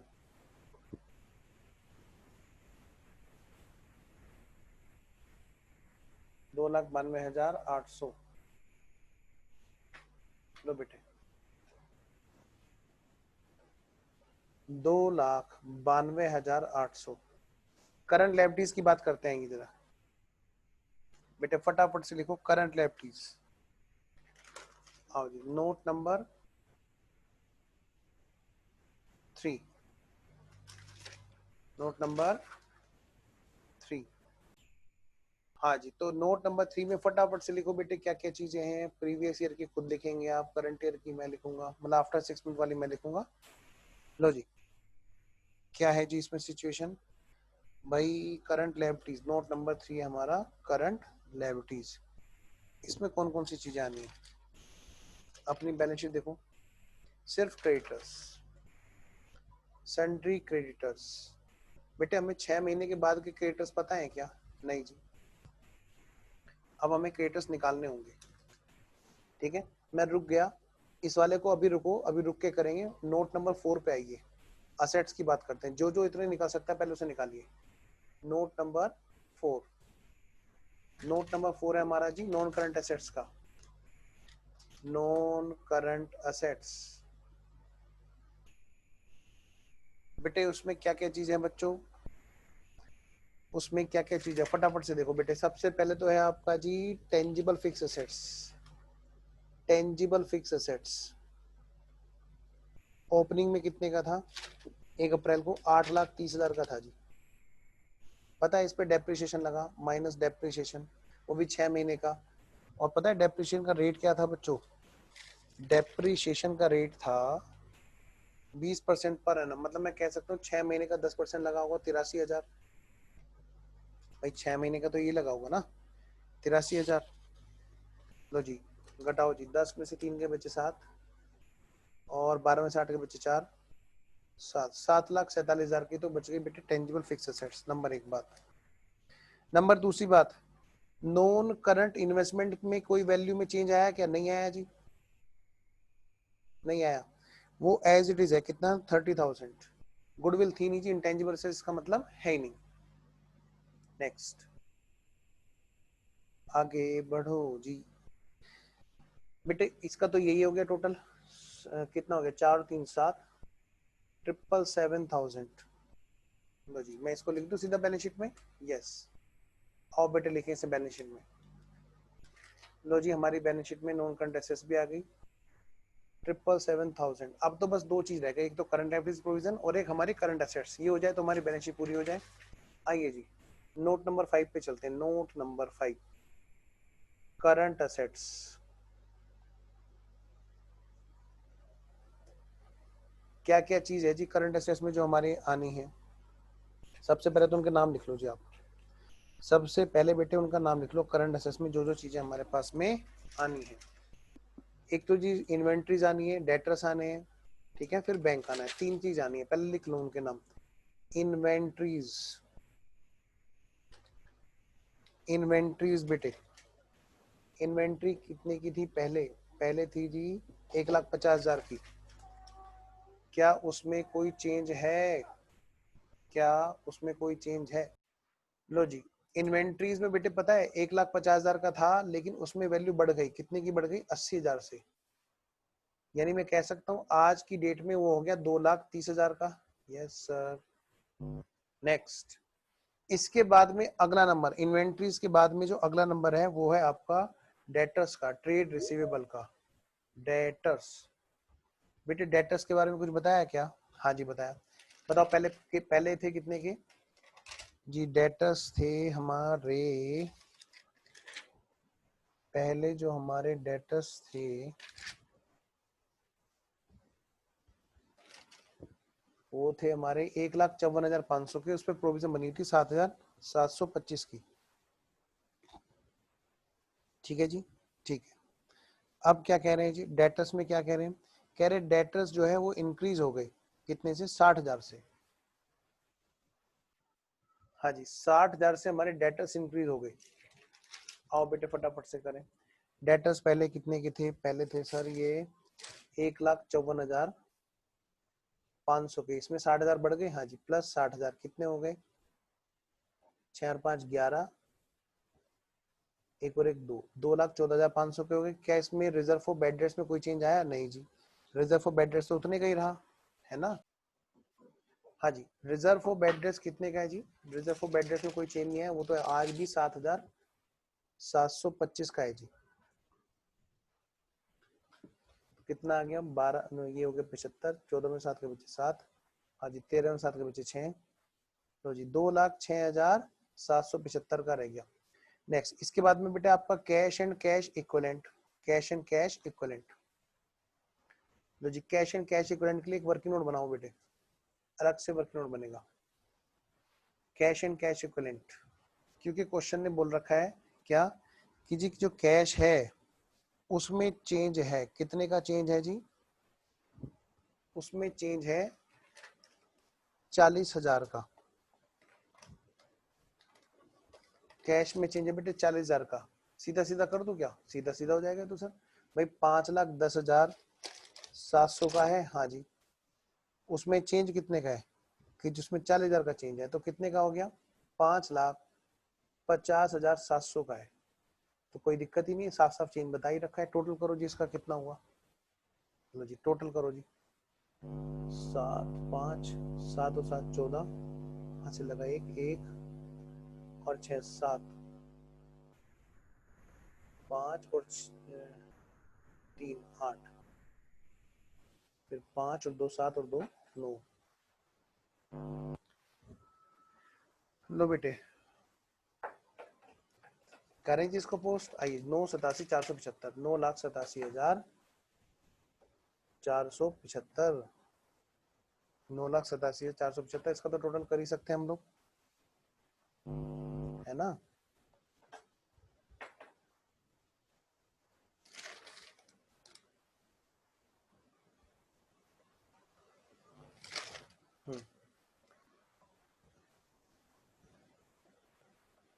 चार 7 5, 7 और 7 14, 1 और 8 9 और 7 16, 1 और 9 10 और 7 17, 17,64,475।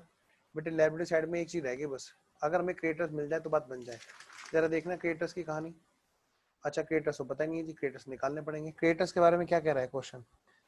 क्वेश्चन ने यहाँ पर कुछ नहीं बताया क्रिएटर्स में कोई चेंज है क्या।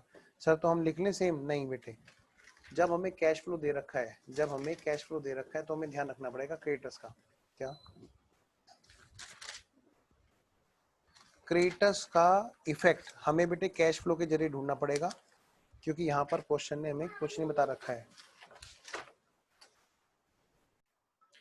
बेटे जरा देखना एक बार, हमें क्वेश्चन ने कैश फ्लो का चेंज दे रखा है, मतलब मैं कह सकता हूं हमें क्वेश्चन ने cash flow from operating activity दे रखा है, cash flow from operating activity दे रखा है। जरा फटाफट से देखो, नेट प्रॉफिट आफ्टर टैक्स कितने का है, मतलब ये है 80,000 का। इसमें अब अगर हम लोग डेप्रिसिएशन, आफ्टर नहीं, यहाँ पे टैक्स तो है ही नहीं, आफ्टर डेप्रिसिएशन बोलो इसको, क्या बोलेंगे? After depreciation. डेप्रिसिएशन कितने का है जी? 83,000 का है 6 महीने का, मतलब मैं कह सकता हूँ 163,000 का हमारा कैश बिफोर ऑपरेशन है, कैश बिफोर ऑपरेशन है। अब इसमें से हम क्या करेंगे, हम इसमें से प्लस और माइनस करते हैं वर्किंग कैपिटल के, वर्किंग कैपिटल के चेंजेस को हम एडजस्ट करते हैं, यही तो हम करते हैं। बिल्कुल सर यही करते हैं हम लोग। फिर हम जाकर के पहुंचते हैं कहां पर? Cash flow from operating activity में। क्वेश्चन हमें जो दे रखा है वो है बेटे ये कि हमारा 40,000 से कैश का फ्लो बढ़ा है, इंक्रीज हुआ है, हमें क्वेश्चन नहीं दे रखा है, हमें नहीं बता रखा क्रेडिटर्स में क्या चेंज आया, लेकिन हमें कुछ डाटा अवेलेबल है। डेटर्स में क्या हुआ? डेटर्स में कह रहे डेटर्स में इंक्रीज हुआ, मतलब हमारा कैश का फ्लो हमारा माइनस का गया होगा, है ना। स्टॉक की बात करूं, स्टॉक की बात करूं, स्टॉक हमारा घटा, सॉरी बढ़ा, तो यानी कि हमारा कैश हमारा फ्लो हुआ आउट। जरा यहां तक का इफेक्ट देखना जरा, 23,000 का इफेक्ट यहाँ पर बचा, कैश का फ्लो पॉजिटिव है अभी भी। कह रहे हैं कि इसमें क्रेडिटर्स का एडजस्टमेंट हुआ, पता नहीं क्या एडजस्टमेंट हुआ, क्रेडिटर्स का पेमेंट हुआ या क्रेडिटर्स का से हमारे पैसे बढ़े या क्या है, मतलब क्या एडजस्टमेंट हुआ ये नहीं पता हमें, लेकिन एक बात है इसमें कुछ ऐसा हुआ कि कैश का बैलेंस हमारा बढ़ा 40,000 से, कैश का फ्लो हमारा 40,000 का इंक्रीज हुआ। बेटे मैं कह सकता हूँ 17,000 से हमारे क्रेडिटर्स का इंक्रीजमेंट हुआ, क्योंकि आपको पता है जब भी करंट एसेट्स बढ़ती है तो यहाँ पे कैश का आउटफ्लो होता है, जब भी करंट लायबिलिटी घटती है तो कैश का इनफ्लो होता है। तो ये जो 17,000 है ये क्या है? ये इंक्रीज इन क्रेडिटर्स कहलाएगा, तभी तो यहाँ पे जुड़ेगा इंक्रीज इन क्रेडिटर्स। सर क्या हम इसको कैश अकाउंट के जरिए भी कर सकते हैं? हाँ बिल्कुल, कैश अकाउंट बना के भी कर सकते हैं। तो 17,000 से हमारे क्रेडिटर्स बढ़े। बेटे जरा देखना फटाफट से, हमारे क्रिएटर्स पहले कितने के थे? सर पहले थे हमारे 3,75,000 के, तो हमने इसमें अगर 17,000 जोड़ देते हैं तो कितना बन जाता है? किया जाएगा जी 3,92,000 हमारा बन जाएगा ये। जरा टोटल करो फटाफट से,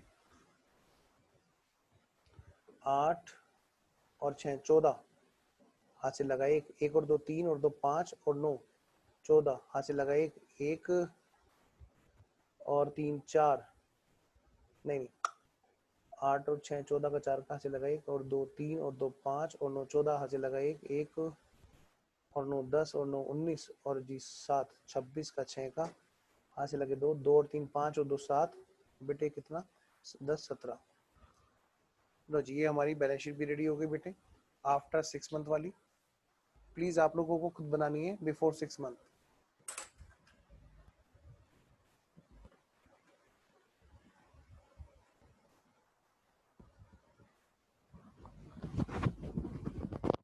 मैं ऐसा मान रहा हूँ कि आपने नोट कर लिया होगा।